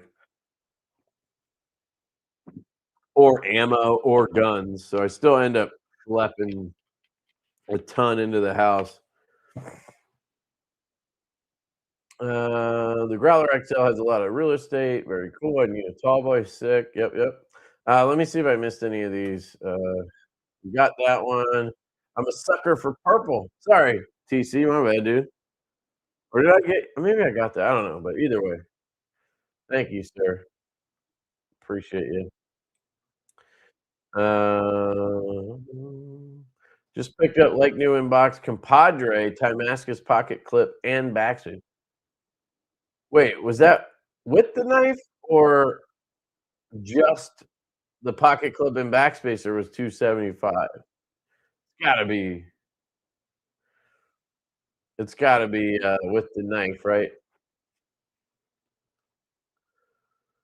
Yeah, I mean, you're talking about a custom knife, Paul. I mean, as long as he's carbonizing the lock face properly, like, that's a whole thing I don't really wanna get into, but, I had a very bad experience with a custom maker, Gavco. don't know if you guys know Gavco knives. I haven't talked about this in years, but I bought a custom nurse from him, $800 knife that I bought, or maybe I bought it secondary or whatever. But I got a custom nurse, right? And it had lock stick. So I reached out to the maker. What else are you gonna do, right? I reached out to the maker, and he's like, "All right, well, it's probably just oil on the lock bar." And I'm like, "Yeah, I clean the lock bar off. Like I use Q-tips and alcohol and clean up the lock bar and the tang of the blade. I take it apart. Like I did all that shit. I at that point had been reviewing knives for a couple years, 2 or 3 years. Like I knew what I was doing. And I'm like, okay, well, it's got stick. So what do And he's like, all right, send it to me. So I sent it to him, and he apparently just cleans it and sends it back. And he's like, there's no stick. And then I get it. I unbox it again, and literally within two flips, I have lock stick again. And so I contact him back, and I'm like, "Hey, man, like, it has lock stick again. I don't know what's going on or whatever."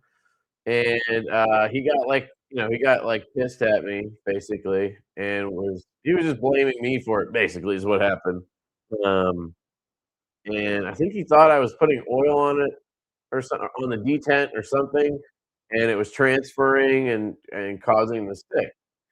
And I'm like, "Man, I cleaned it all up again, like, I still have stick." So he's like, "Alright, send it back." So I send it back. He does the same thing, which is nothing. He just cleans it and says there's no stick and sends it back to me. And my theory at this point, because I get it back and I flick it 3 times, boom, I have lock stick again, right? Right out of the box. And I'm like, "Dude, I didn't take it apart, I didn't put oil on it, I didn't do anything. I took it out of the box you sent it to me in, and I flicked it, and I got lock stick." Like I don't know, you know? Um, and I don't know, he got frustrated with me, and I'm like, "Okay," you know? And I started asking questions like, "Do you carbonize the lock face?"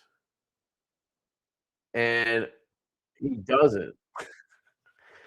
So apparently he didn't carbonize the lock face, and I'm like, "Okay, well, according to I asked around, and according to the people I talked to, like, that's probably why I have lock stick, you know?"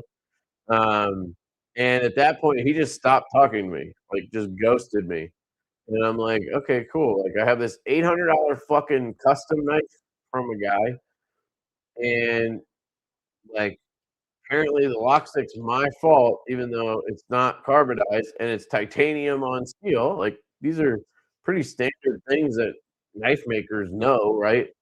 So I talked to my friends at Knife Modders, Richie and Lindy, and they were like, "Send it in, we'll carbonize the lock face, and that'll fix it." And I was like, "Yeah, right. I sent this to the custom maker twice.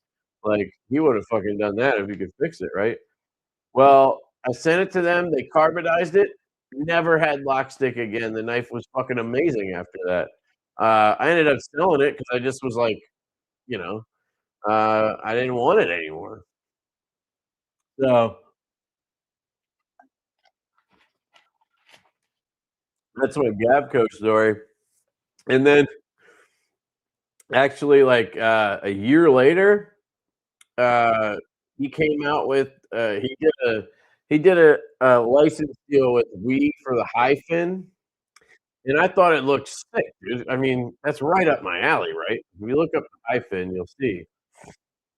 And so, because I wanted to check that out, I wanted to just, reach out, clear the air, water under the bridge, and then I could buy the knife and review it and not feel weird about it. Because it was a thing, every time Gavco came up, people would ask me about it or mention it, because, we had that whole thing. And, so I reached out and I was like, "Hey, man, I just wanted to reach out, see if we could clear the air or whatever." and, he responded, and he basically just said, "No, I don't wanna clear the air, like, fuck you." Like, that's literally what the response was. Um, and I was like, "Alright, dude." So that's my Gavco story. That shit was wild, dude. It's just, like, the weirdest, funniest shit, but, like, it's not like they teach customer service when, people start their own business or whatever. It's just, like, for me, that's not a way that you're gonna retain people or customers, but, like, he doesn't care, And that's fine, he can do whatever he wants. Yes, small boy is coming. Backwards compatibility, exactly, that's what I was looking for. Thank you, sir.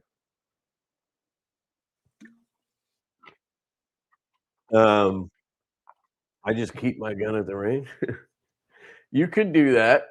I don't th We don't have lockers or anything, so where the hell am I gonna keep it? Range bag, question mark? What do you mean? What do I use for a range bag? I have a Savior pistol bag. I have, a Savior I have one right here. I have a Savior, uh, rifle bag, backpack thing. This thing's awesome. And then I have, like, a bigger one that's, like, a longer case. This one's called the Specialist, I think. And then I have a longer one that holds 2 easily. Like, I think you could put 2 in there. Kinda tight, so she said. And that one's more for, like, SBRs, shorter stuff, PCCs. Then I have a bigger one for a rifle, and then I have, like, a really long kinda sleeve type one over here, and I have some Condition 1 cases that I got for rifles, I guess. I want to get see, this is why I wanna do a, live stream on that channel because I could do this and not feel bad about it. Because I know some people watching don't give a about guns, so I don't wanna spend a bunch of time talking about it. But let me just show you this one thing. So this is a rifle case I want. I just think it would be handy for, like, especially for videos and shit, taking, like, a bunch of stuff to the range. So this is a 4 rifle trunk from Condition 1. Basically, it has wheels and a handle on the other end, so you can just wheel it, and then it fits 4 rifles on it, or in it, sorry. So you can fit 4 rifles, and then it has, like, inner pockets, like, underneath where you could put your, hearing protection, you could put glasses, you could put ammo down there. Potentially, you could probably even fit, like, a pistol or something down there too. You could fit some tools and shit, and you could probably fit magazines down there too. So, you know, I feel like this would be a really nice thing to have for me, and I could just toss it in the truck. Should be easy enough. I guess you gotta lift it, but, I don't think like 4 carbines or whatever is not gonna weigh that much. Talking about maybe 60 pounds or something. Um, like, here's a look at it. But, like, the biggest downside with it is, apparently it doesn't work with weapon mounted lights. Like, if you have a light on the side of your handrail or whatever, handguard, it's not gonna fit in there right. But so, like, I don't know. I don't have a light on every gun or anything, but, um, I feel like they should have thought about that somehow. But I guess the only thing you could do is make them wider, and then you can't fit 4, so, you know. But anyway, I really like that. There's another one from, there's a few of these companies that make like, Nanic has one, Pelican has one, there's this one company called Case Club, I think it's called. Oh, look at that, Case Club versus Condition 1. Case Club, rifle case. Oh, there it is, 4 rifle case. So they have a cool one, similar looking. Their foam, I can't tell if it looks better or worse. It's hard to tell. This one's even more expensive, not by much, but it's a little bit more modular, like, you can pull out different pieces to fit them better and stuff like that. But what I like about theirs is you can fit pistols on the other end. But at the same time, like, I really don't know if I would go to the range and bring like, why would I bring 3 handguns to the range? I feel like I'm usually just trying to practice with 1 or train with 1, you know? So, anyway, that's something I've been looking at. I haven't pulled the trigger on anything yet, and I'm kinda curious if it would actually not be a good idea, like, because again, you're putting 4 into 1 thing, like, yeah, it sucks to carry multiple bags, but is it better to have them all in 1, weighing that sucker down and, you know? The chaser I have is numbered, I believe, only 100 made. Yeah, of that version, James. So we did 600 or 550, 650 chasers, something like that. 650, I think. So they're numbered, but they're numbered by version. So I think with the chaser there was 5 or maybe it was 500, 550. But anyway, I think it was like 5 versions of 100 each, and then there was one that was 50, if I remember correctly. I think it was Urban EDCs. They had that Blurple one, which was sick. Um, I have had issues with Spider Code. Okay, cool. Yeah, dude, I was gonna say that. Their quality for the value is I was, like, shocked when I first time I saw a Savior product was last year, I guess. It was the first time I paid attention, was when I got back into guns, and, like I said, I've always been into guns, I love shooting, I've always had a carry gun or whatever, but I just, like all I could do was go to indoor ranges and shoot at paper, and I just got bored of it, so I sold the guns I had, and I got into knives, really, kinda transitioned into knives, I guess, um, and now that I found this range and I can actually go, like, it's way more fun, I'm, like, deep into it the way I probably would have been, you know? But anyway, I went to this range around here. It's a really nice range. It's almost like a I don't know how to explain it. It's like a nice gentleman's club, but then it has a range too. It's got that kind of vibe. Anyway, it's called Mainline Armory, and they had a savior bag. I was just looking around while I was waiting for a background check or something, um, and I saw this savior pistol bag. It's just like a it was pretty small. It holds, I think, 2 pistols, and it has a zipper and opens up or whatever. And it was 29.99, and I was like, "What?"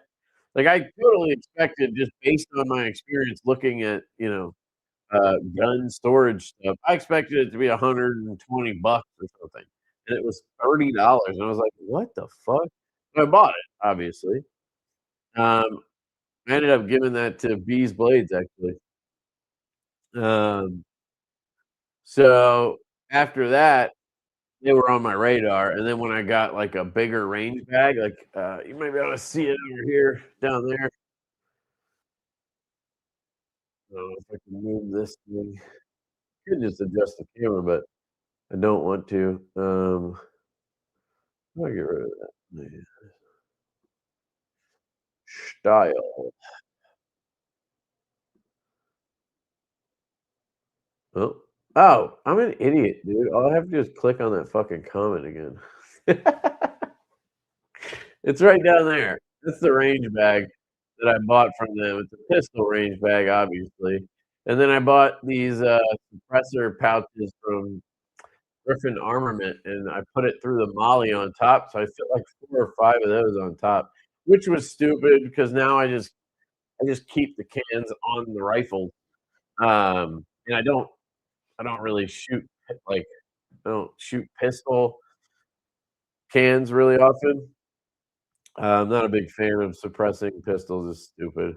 'Cause, like, for me, shooting pistol is like you want to you might wanna train for self-defense, but, like, you wanna run drills or you're shooting for accuracy, and having a can on the end of your gun is not helping with any of that, and it's just not the same as shooting a rifle with a can where, like, yeah, it's kinda nice that it's quiet and it's not causing a bunch of, problems.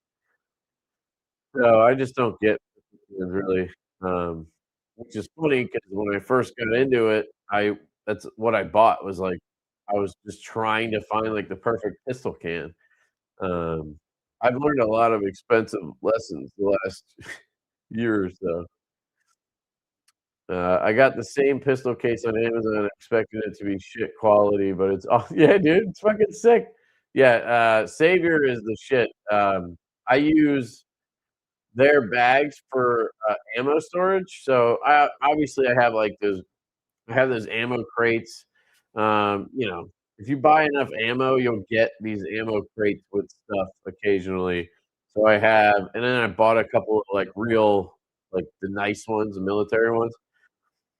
Um, so that's where I keep, like, the bulk ammo, but then I have these Savior ammo pouches. They're so nice, like, you can fill up 9 mil, I can fit, like, 500 rounds in this thing, and, then they give you these Velcro, labels, and you just put the label on the front of the pouch, and I use a sharp I have so many of them at this point, it doesn't matter if I, like, you know, if I don't end up with that ammo later and I throw it away or something.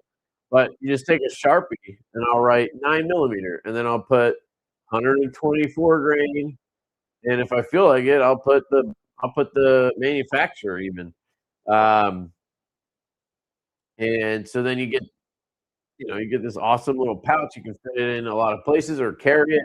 And then I have their big hauler bags. They're not big, but, like, I have their hauler bags, they're called mini haulers, I think. And so then you could take the ammo pouches and you can fit them in the hauler. So you could take, like, you know, 2, 3 of those and put them in there. And then I have those labeled with 9 mil, 5.56, 300 blackout, whatever. And then I can have the subsonic and the supersonic rounds in there. It's just like their setup is really cool. Savior's great. I bought 1 ammo pouch, like, just a canvas bag this big with a zipper, and it's, like, nice, it's good stitching and stuff, and then it has a leather, I think, or, I don't know, a patch kinda sewn on in the front that has 9 millimeter on it, so it's like, you know, I didn't write it, it looks nice. That bag alone was like $50 or $75, and I can get from Savior for 25 bucks, you get 4 of those ammo, uh, pouches. Like, the pricing's ridiculous, and, so the way I do it is I try to color coordinate it. So, like, 9 millimeter, I have in OD green bags, and then I have OD green hauler bags, and that's all 9 millimeter. Then I have the FDE bag or Coyote Brown bag, that's all 300 blackout. 5.56 is, tiger camo, you know? So you can organize it by color and caliber, which is really nice because you don't wanna mix up 5.56 and 300 blackout. Anyway, apologies for getting back into that conversation. The Case Club foam is more spongy and less firm. It's better than the normal pull and pluck foam, but not as good as the nail pack foam. Oh, interesting. I wonder what's in the Condition 1 cases. Like, I guess I could check these ones I have, but I feel like those are cheaper. Like, they came with rifles, they gotta be cheaper, right? You know? I filled a gumball machine I had full of 9 millimeter. What? Did a video of the saloon with it. Dude, that's sick. Send me a link to that. I don't know if I caught it. I might have just been like, you know, sometimes I'm going so fast just trying to, like, check messages and check shit because 'cause I'm in a rush because somebody's waiting on me at the door or whatever. Um, that's cool. Do you have a big iron? Yeah. I've got a 686 6-inch barrel, definitely not compensating, I promise. Like a revolver? Is that what that is? No, I don't. And as cool as it is, I don't really want one, at least not right this second. Right now, my mind is, like, hooked on precision rifles and 2011s, pretty much. I feel like I've already kinda gone through the AR phase and past it, but I also haven't really, like I said, I haven't really, like, just enjoyed shooting them either yet, so I need to do that. I need to stop tinkering. That's what I've been telling myself lately, is I need to stop spending money on building new guns or buying new guns and suppressors, and just use the things I have, you know what I mean? Like, enjoy what I have and figure out maybe what else I need or want or whatever, but, like, I'm just constantly adding, and it's almost like I enjoy the building part, I think, just as much as the shooting part, which is a problem, you know? And it's hard for me to get to the range because I have 2 small kids. My wife doesn't wanna just be stuck with them, while I go, do whatever I want. So, I can't go all the time when I want to, like, I wanna go every fucking day. Um, I maybe go every 2 weeks is kinda where I'm at right now. I can figure out a way to go every 2 weeks. Um, so in the time where I can't go, I think I feel that I feel that itch with building more guns and tinkering with guns and shit like that. So, that's kinda where I'm at with it. That's how I feel about knives. Yeah, I feel you with that, man. That's the tricky thing with knives, man. I've always had a rule with knives. I don't use it if I haven't used it in the last 30 days, it gets sold. Like that I feel like that's a good rule because, like, 30 days is a pretty long time. And if you're not picking something up and putting it in your pocket in 30 days and that thing costs more than $100, fucking sell it, dude. Get that money out of it. Like, I'll look at a knife case. I used to. Like, now I don't really have, like, really high-end knives anymore. Um, and I honestly don't buy knives anymore. Like, they get sent to me, and then I pass them around, and, like, occasionally I'll buy one. The last knife I bought was the N1 Cornerstone in DLC. They sent me one in blue or whatever, but I passed it around, and then I wanted to have it back because I love it so much, so I just bought another one. Um, but I rarely buy knives anymore. I have a couple Kickstarters out there. I think, at least one. I have, like, a Rivery utility knife thing that looked cool. Um, and then obviously I have all the Divos I guess I do buy a shit ton of knives. Um, but yeah,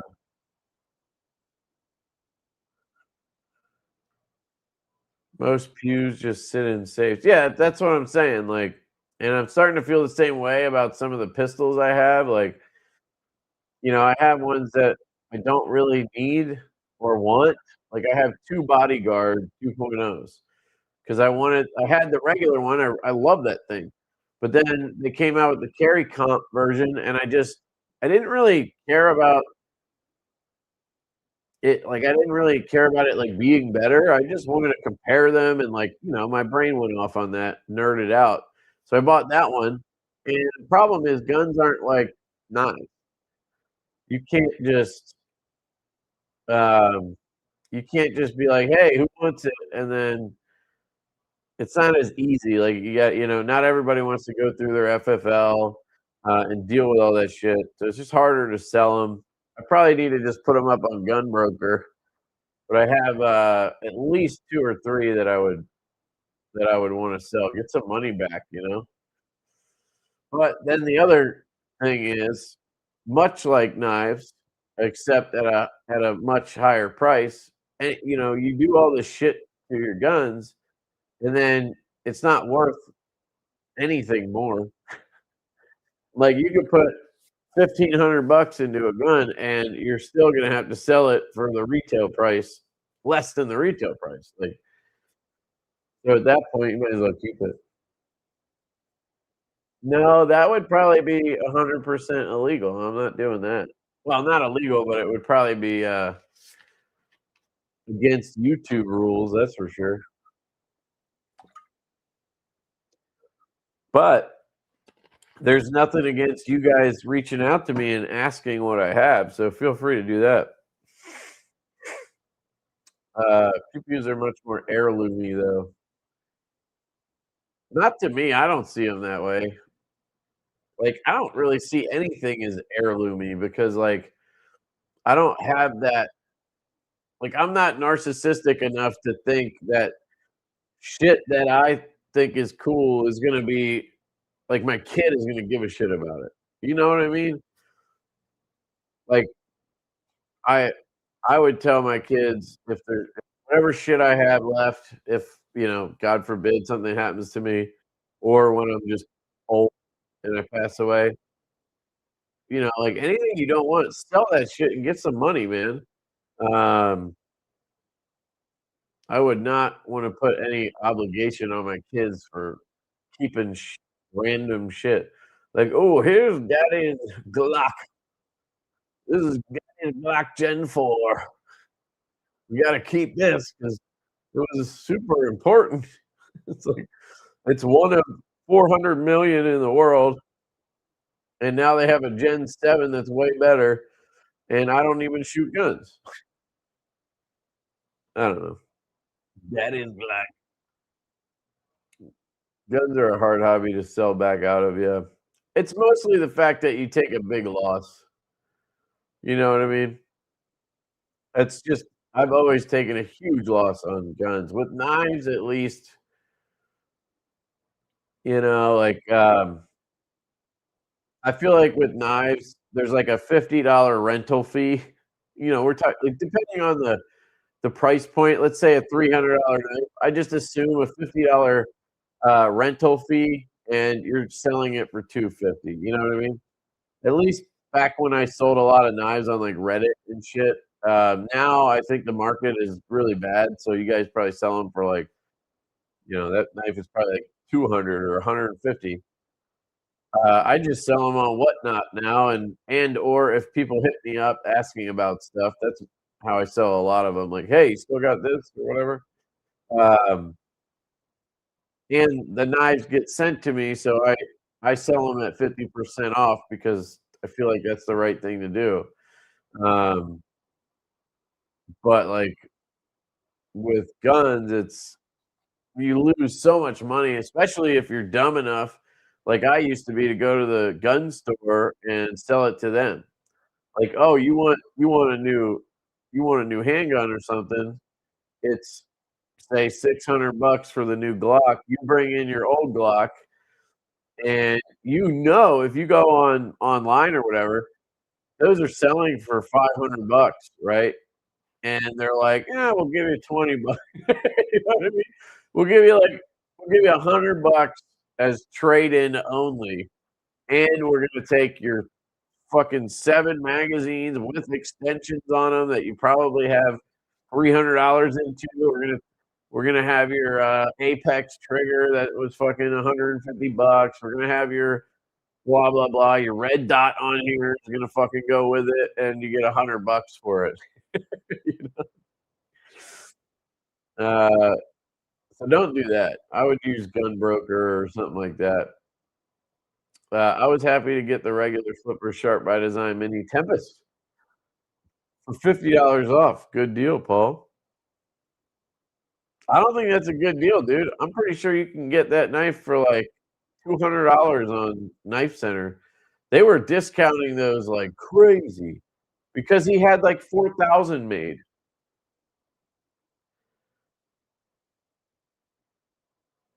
See a lot going for around half price, depending on what it is, of course. pedigree brings more. Yeah.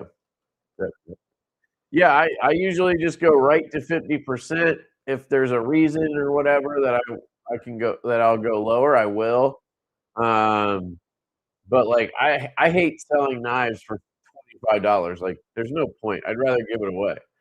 I need to get like, my bottom used to be $100, like, I wouldn't even sell a knife if I couldn't get $100 out of it, I'd rather give it away, you know, or something else. Uh, so yeah, I don't know, but that's crazy. Half off, man. But now I sell a lot on Whatnot too, and a lot of times those sell for like 25% of retail, but I don't give a shit because I got like 60 of them, and I end up making a decent chunk on that, stream. I've noticed a lot of brands are going to Whatnot. Vero is like they're on Whatnot every other day now, so they must be clearing out a bunch of old, like, inventory they had sitting on the shelves. 'Cause people on Whatnot are like fiends, man. They just gobble shit up. What time is it? 12:30? Alright. Ah, sorry. You guys got me talking about guns. This is what happens. Maybe I'll try to do a stream on the other channel one of these days, and maybe I'll let you guys know so that we don't have nobody show up. Um, have you guys ever heard of this brand of knives? Old Timer? One of my coworkers at my day job, he sent me this. He knows I'm into knives and stuff, and, he occasionally will, like, send me a video of some, like, hunting knife or something. Um, this he sent me this in the mail. It's kinda interesting, though. I don't know anything about him. I assume it's like a new brand making knives that look old, you know what I mean? Old timer. Got a pretty thick handle. Tractor Supply, he says. That's a sharp finger. Oh, thanks. Thanks. I've been, sharpening it up. That must be the name of the knife. Got it. Is it made out of 152 OT, or is that the model number? It's gotta be like 8CR, dog shit, MOT, you know, MOV. But it's actually not that bad looking. I mean, they got the faux handle going. Like, it's G10, but it's supposed to look like bone, you know? Yeah, I assumed it was a, store brand knife, like a Walmart brand knife or something. Oh, it's got, like, a sheath inside of here. That's pretty cool. Oh, you can't see it, but there's, like, a plastic sheath on the inside of that so you don't puncture anything.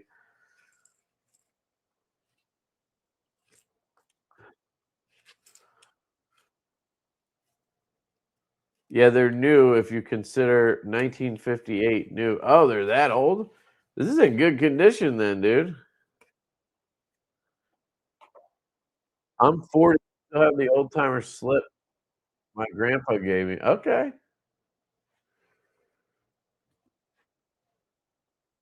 Used to be USA made in one point. Yeah, I don't know when this is from. I know the guy who gave it to me, Josh, he collects, I think he says he collects, like, old knives and stuff, and he's had them, like, from his family and whatever, so 3CR. Okay, that's cool. They still make them, new old stock, okay. Let me grab something to give away to you guys. I do what you do. I got a bunch of shit over here from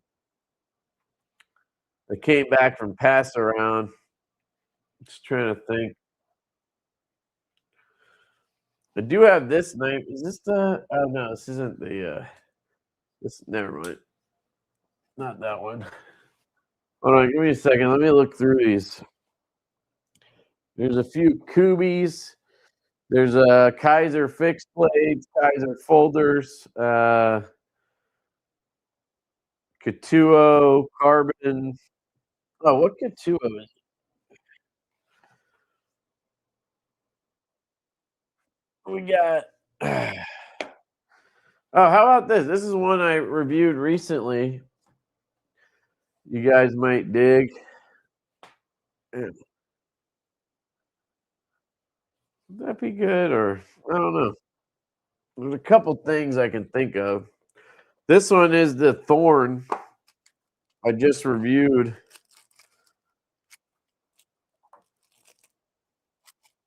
It's the Katuo. It's the Katuo nip competitor.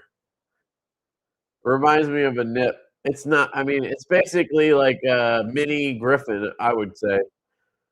But it just reminds me of the nip, like the size, the ergos. You know, it's got the same kind of deal going on. It's really nice. I like it a lot. Good detent too. Little mini knife. Nah, no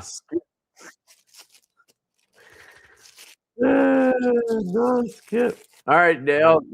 No worries. You can be out on the. You can be out on the free knife I'm giving away. Skip,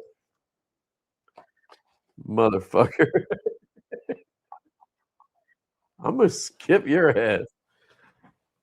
Fucking skip.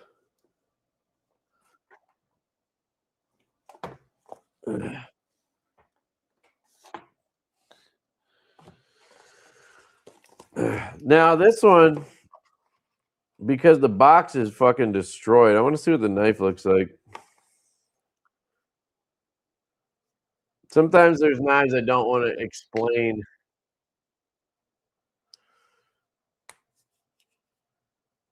on whatnot.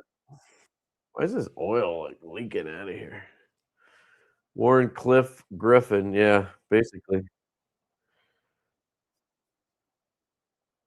Nah, this one's still nice enough that I could sell this thing on whatnot and get some decent money for it. We'll hold off on that one. That was the Pyrotech slip joint thing. Let me see.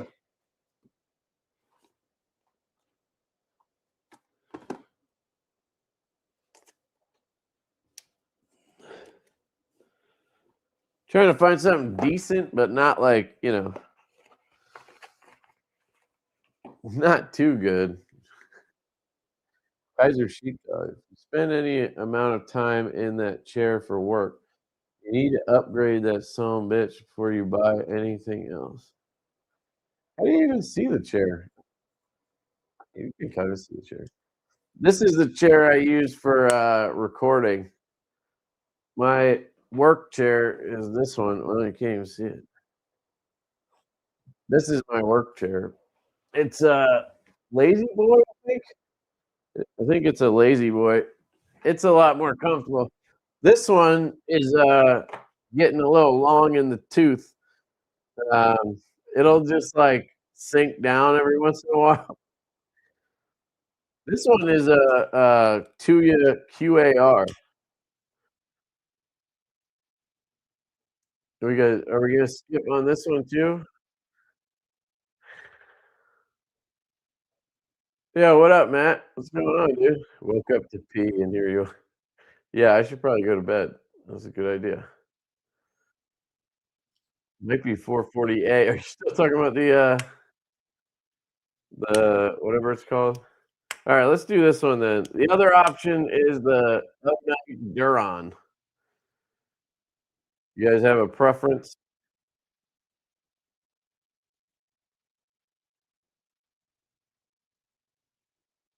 Duron. If you prefer that, let me know. Or this one. Have that. Yep.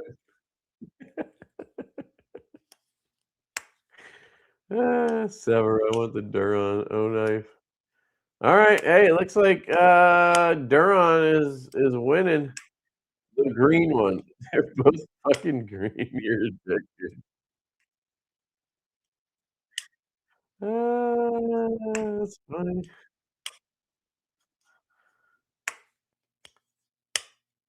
Tuya. Oh, right now they're tied. Tuya or Duron. Duron. Oh, nice. Tuya. I don't do slippies. Oh, I'll let you choose. How about that? Let's make it easy. Sometimes I don't think out of the box like that. I'm like, "Which one? I gotta pick. I gotta figure this out." It's like, why don't I just fucking let you choose when you win, you know? StreamYard giveaway tool. You guys love this, right?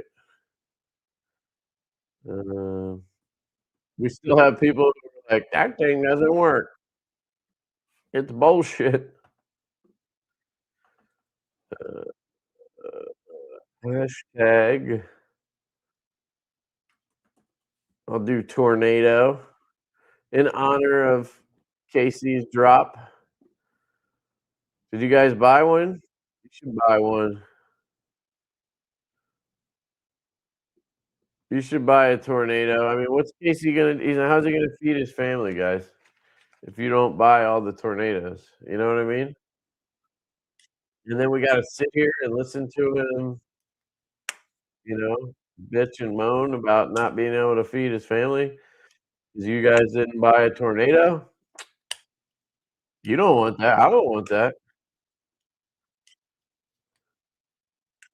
Nobody wants that.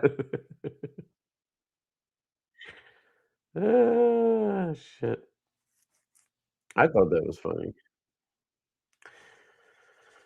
Ugh.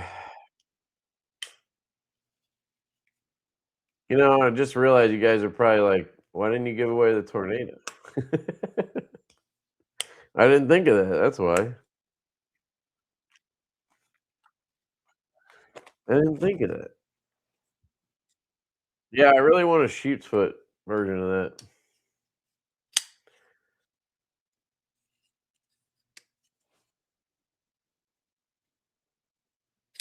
Yeah, me too, dude.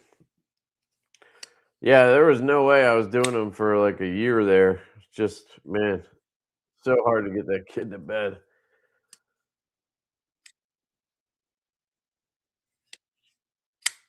I was wondering if you'd give the tornado away. Skip.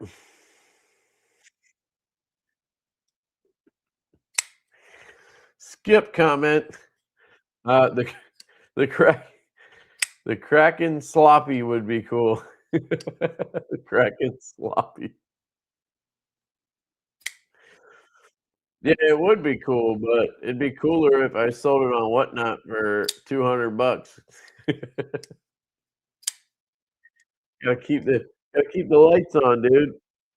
I try to make shit, reasonable, but, yes, the small boy is coming, for sure. It be coming, man. Hopefully next month, but we'll see. The camo carbon just shipped. Well, it's gonna ship. He sent us a $12,000 invoice just for camo carbon, dude. That's a lot of fucking money, man, just for camo carbon. That's insane to me, actually. I was like, "Wait, 12 grand for camo carbon? A lot of fucking camo carbons."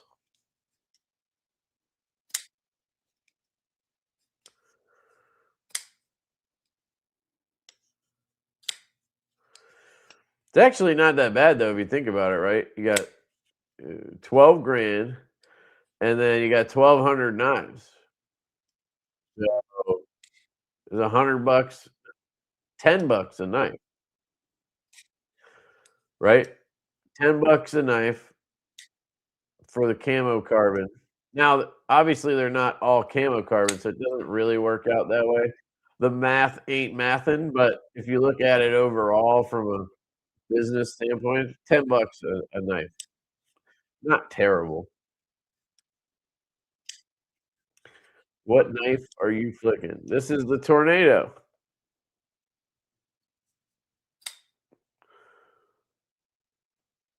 Bren blades. Go pick one up, man. They just dropped today. Tempest knives, Tornado.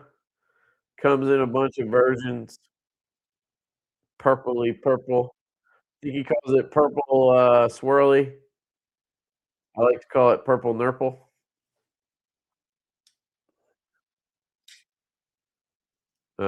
Justin says the giveaway knife. I'm gonna let you choose between the Tuya OAR or QAR and the O9 Huron. Gab Keezer. Just tuned in.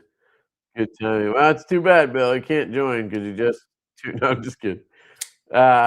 Just put hashtag tornado in the chat, and it's between this knife, QAR Tuya, and this knife, the O knife Huron. Whoever wins is gonna choose. And then I'm just sitting here trying to sell you guys tornadoes.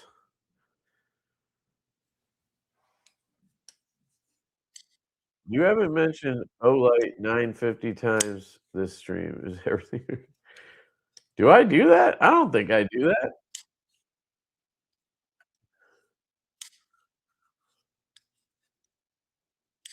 Sometimes I talk about Olight to make fun of Marceau.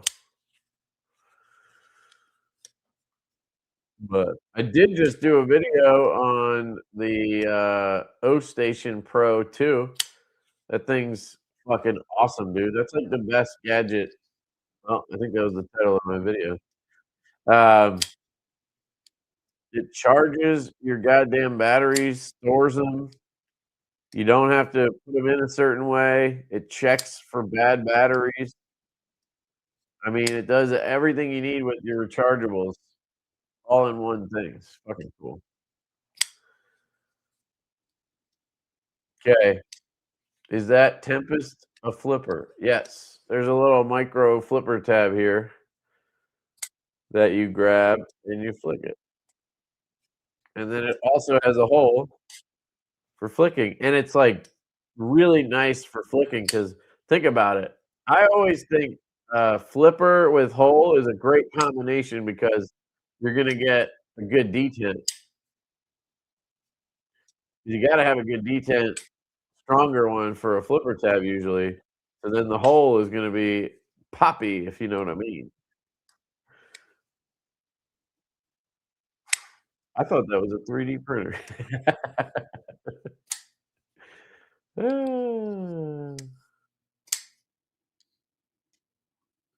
All right, here we go, guys. Let's do the thing. All right,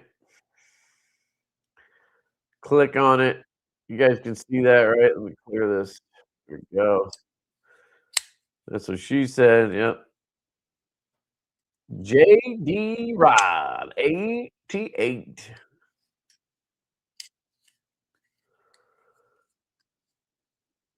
I'll buy one of those tornadoes just for giggles and shits. Go for it, man. Check out Tempest Knives. What is it? Is it tempestknives.com? Or is there a US in there? I feel like he snuck a US in there somewhere. But he's got purple, he's got blue, and then he's got a couple of titanium versions, one with DLC blade and one with flamed ano and acid wash. And then there's exclusives too. The Brittany camo dark mode one and an 80s camo belt satin one. I assume it's belt satin.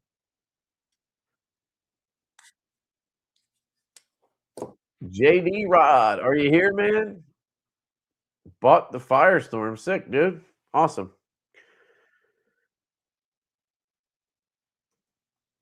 I think you will like it, sir. And if you don't, complain to Casey over at Knives Fat.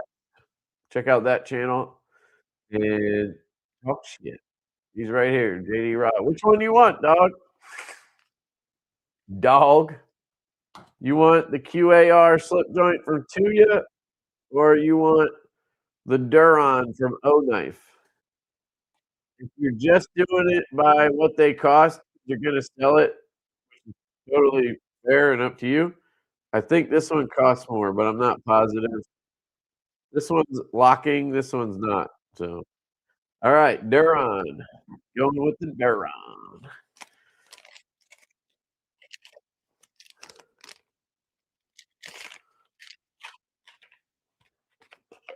It also crossed my mind that I could have given away one of the saloons.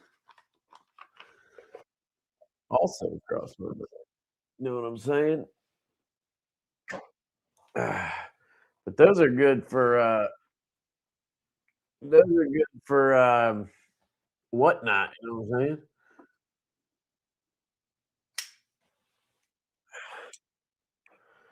But just because I like you guys, I will give away this knife.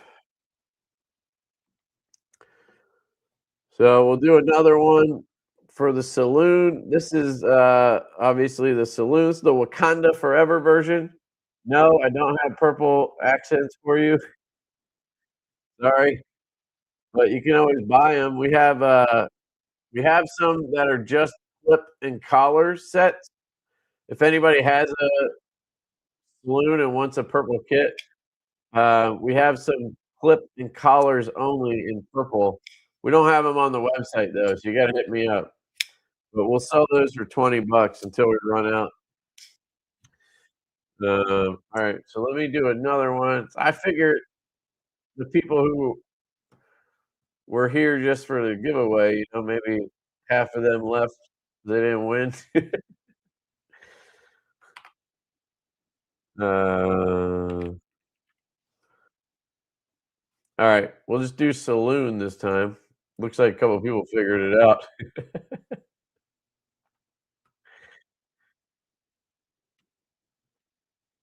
Let's see.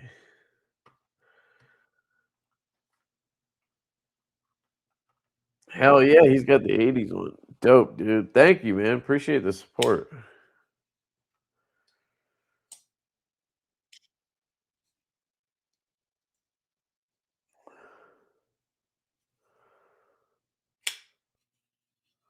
Do do do do do do do do do.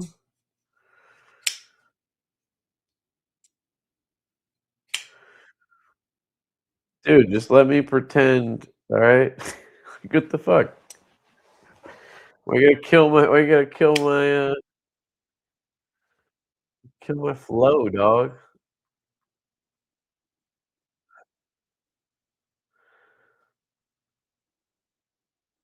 Picked up the Wakanda Forever. Sick, dude. That's what we got here.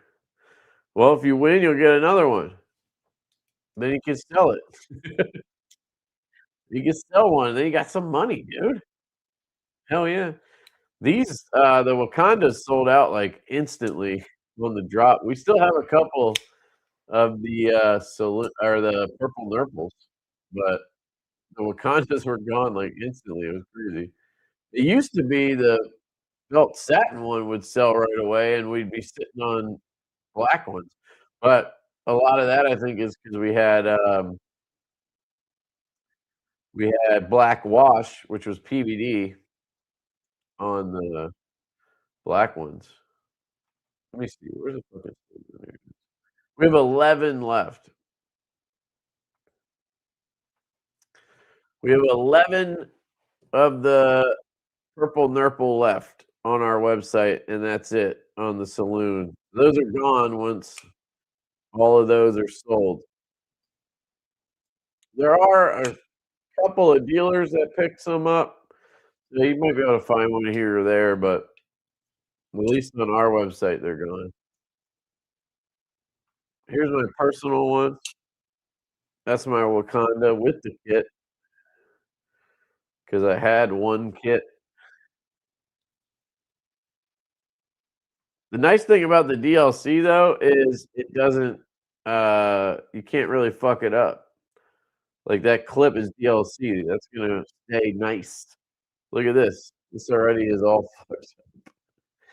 It only takes a day, man, and I scratch the shit out of these purple clips. On my any way to get blue camo inlay. Yeah, you could buy the White Mountain Knives version. It's over here.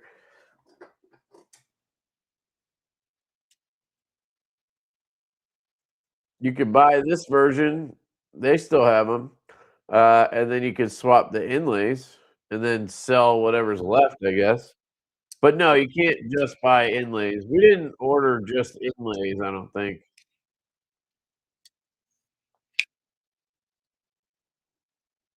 Actually, I'm pretty positive we did not order inlays.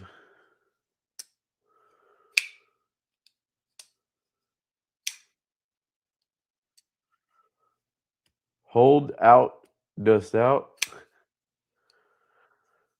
What do you recommend, the Tempest Tornado or that Saloon?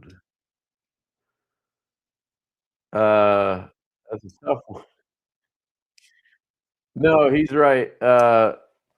I prefer the Saloon because obviously, it's it's our design, but also because it has a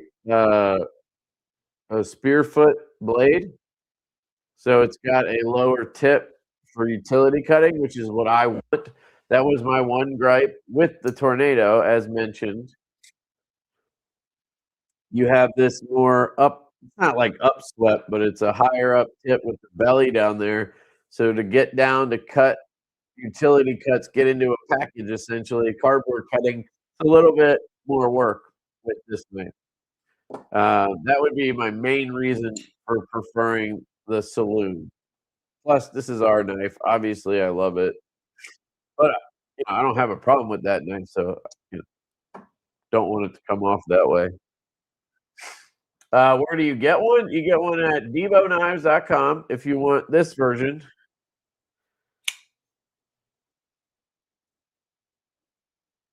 So if you want this version with belt satin S90V, bead blast titanium, purple flow camo inlays, purple anodized collars, and backspacer bead blast clip, you would go to DivoKnives.com. I'll put a link in here. DivoKnives.com. It'll be right on the banner. You'll see Saloon, and you can click on it. And then if you go to that page, right, you go to DivoKnives.com, click on Saloon on the homepage. It'll take you to the page to buy that purple Nurple version. It'll also, in the description, it'll have all the other exclusives, and it'll have a link to each site. So I'll show you actually. I guess this isn't a bad thing to do. 'Cause I'm giving one away. I could kind of show you guys.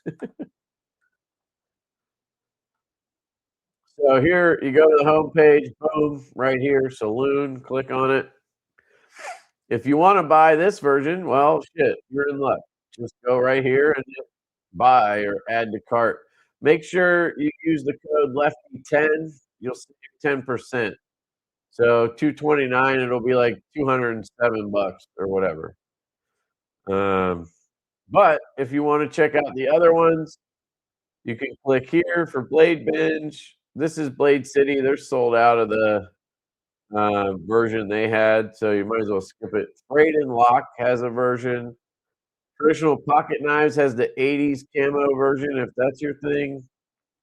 Urban Cutlery has the polished DLC version in M390, which is this one.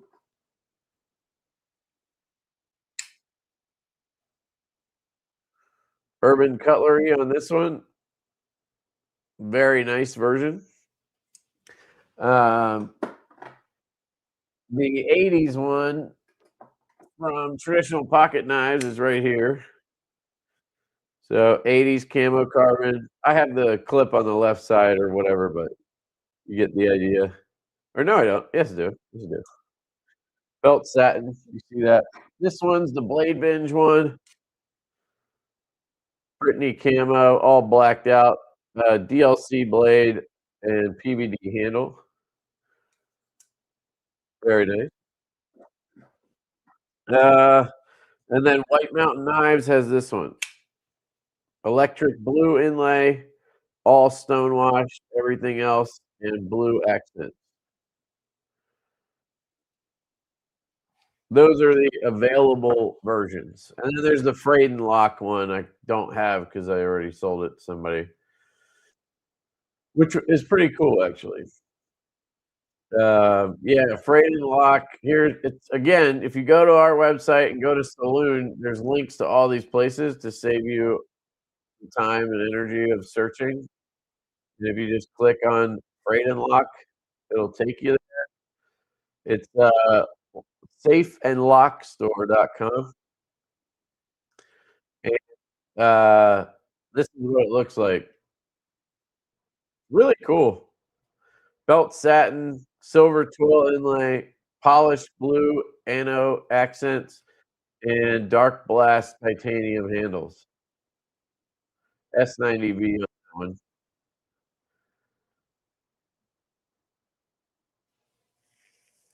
I'm getting the Blade Binge one along with the Blade. Hell yeah, dude.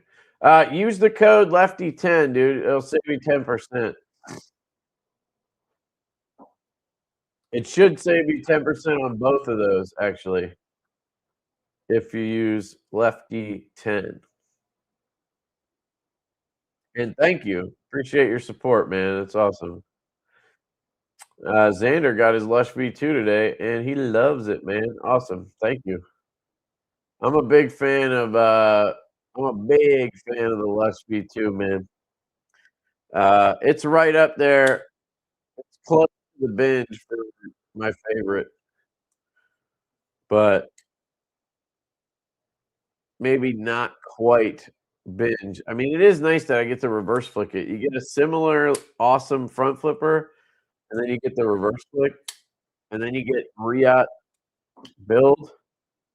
But there just is something about this Binge, man. It like just makes me, I don't know. And it has a lot to do with the cutting, which is funny because I've never been traditionally like the use case is my, big thing. It's always aesthetics and detent, But if you put one of these in your hand like this, it is literally an extension of you now have a fucking sharp ass S90V blade attached to your hand. Like that's just how it feels to me. It's like an extra finger. Wherever you need it to go, that fucker goes, man. I never missed a slice. Like you know how sometimes you open an Amazon box and you go for the cut and you just fucking miss the center tape line, um, or slice the side tape, that kind of shit. You literally never miss this thing. It's just fucking extension. Love it. Frame locks are great. Yeah, yeah, yeah. I don't know. I like frame locks, but at the same time, I also like more prefer bolster locks. We do have a frame lock version though of this one. See, frame lock. There you go. Reverse tucks. Problem with frame locks is you end up on the goddamn lock bar and it makes shit difficult. I just don't like that. It's not bad on this knife, but on a lot of knives it is. Got the saloon and had 30 minutes to test it before my hand got mashed and can't use my primary index or thumb. Bummer. Damn, dude. What happened to you? I missed it. I need a binge. Yeah, I've been trying to convince Eric to do a run of the V2 first, but he wants to do the large because he thinks it'll sell better. And I tend to agree. More people probably want the large at this point.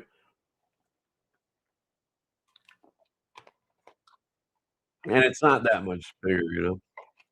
Aren't they all frame locks? No. This is a frame lock.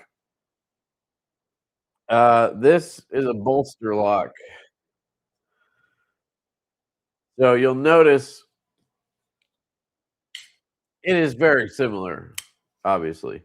But you'll notice the lock bar on the bottom one is a lot thinner. Like, so you have that thicker portion. This is why I like bolster locks too. Same concept as we were talking about earlier with these. You have that thick ass portion where it locks up on the blade, right? So it's got a really sturdy lockup. And because of all that, you have a thinner piece on the inside, right? The rest of that lock bar is thinner down there.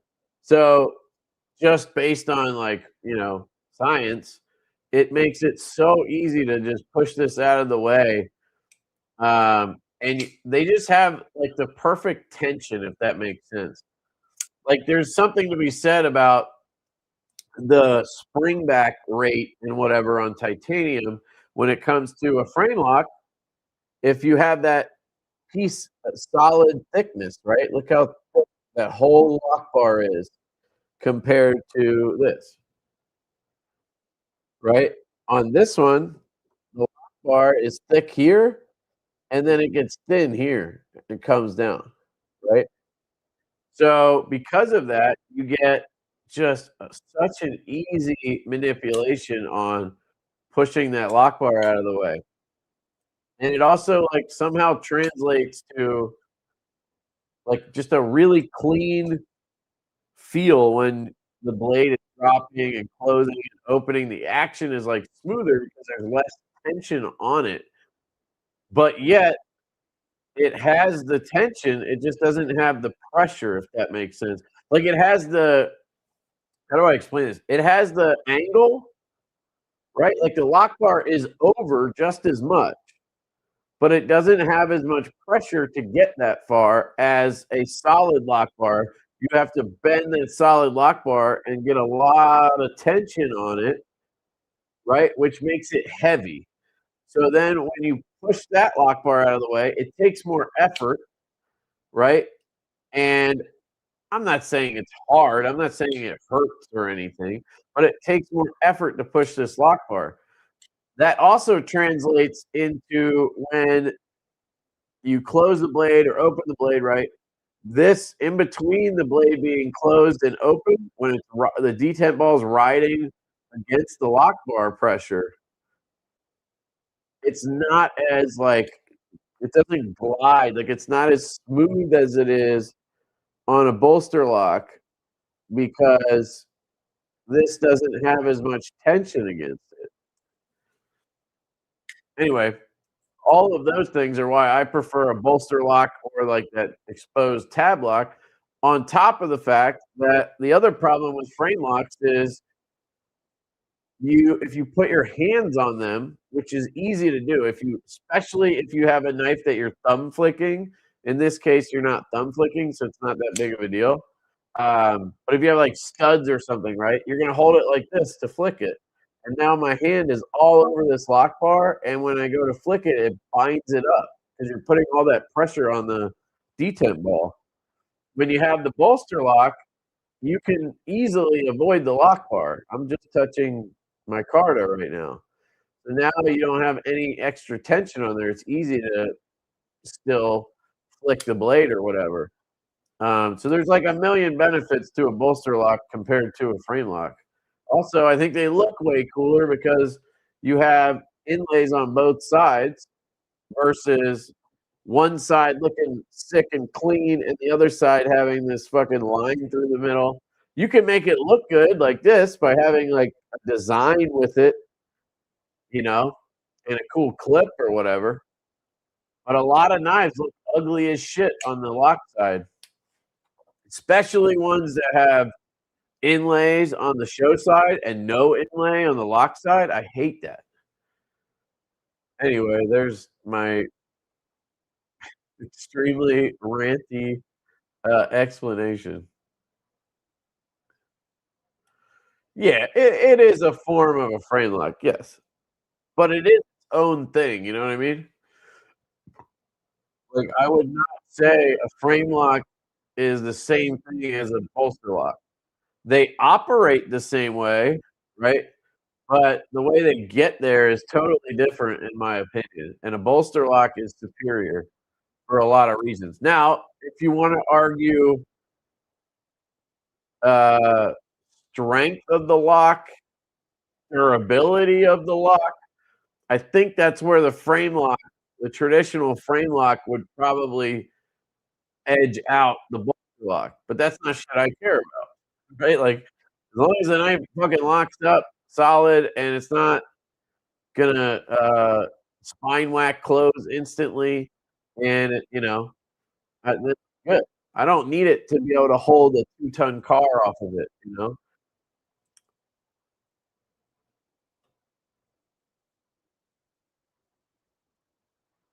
Yeah. I like both. It just depends on the situation, like, again, on the Lush here, this one, because of the full thickness and everything, it does have a little bit more tension on there, um, and it does have like, a stronger detent, which I really like on this example. Um, not that this isn't good enough, this is great too. It's just not as strong. Um, so that's one thing I like better on this, and the fact that it's not a thumb stud knife. It's not, it doesn't have anything that you're really gonna thumb flick, like, you can thumb flick the fuller. You gotta, like, give it a little wrist 'cause it's just awkward. You can't get enough juice to get it out and locked up. Now I can't even do it 'cause I'm on the lock bar. But because it doesn't have studs, the lock bar doesn't matter as much, so a frame lock is okay here. We did a couple versions like this because we figured there's gonna be people who prefer that. Um, but, like, if you made me choose, I would 100% would choose the bolster every time. Alright, I'm gonna shut the fuck up. Let's run this and and get the hell out of here. I'm sorry. Oh, fuck, I hit stop sharing. God damn, I'm tired now too. Alright, here we go for the saloon. This is for the, Wakanda Forever. Oh, yo, what up, dude? What up, dude? Winner, winner, chicken dinner, son. Son. Oh, what up, Seth? What's going on, dude? World Tree in the haze. Hell yes, he says. Awesome, dude. Shoot me an email with your address. I might have it already. I'm not sure. Just do it anyway. And I'll get it out to you. I'll probably ship these tomorrow for you guys. I'm gonna go to sleep now, but I'll get them out tomorrow. Shoot me those emails. Appreciate you guys. Thank you all for coming out. As always, you guys are awesome. And I'm glad I figured out this stupid camera thing that was so annoying. Yeah. And I'll catch you guys later. So have a good night. Peace.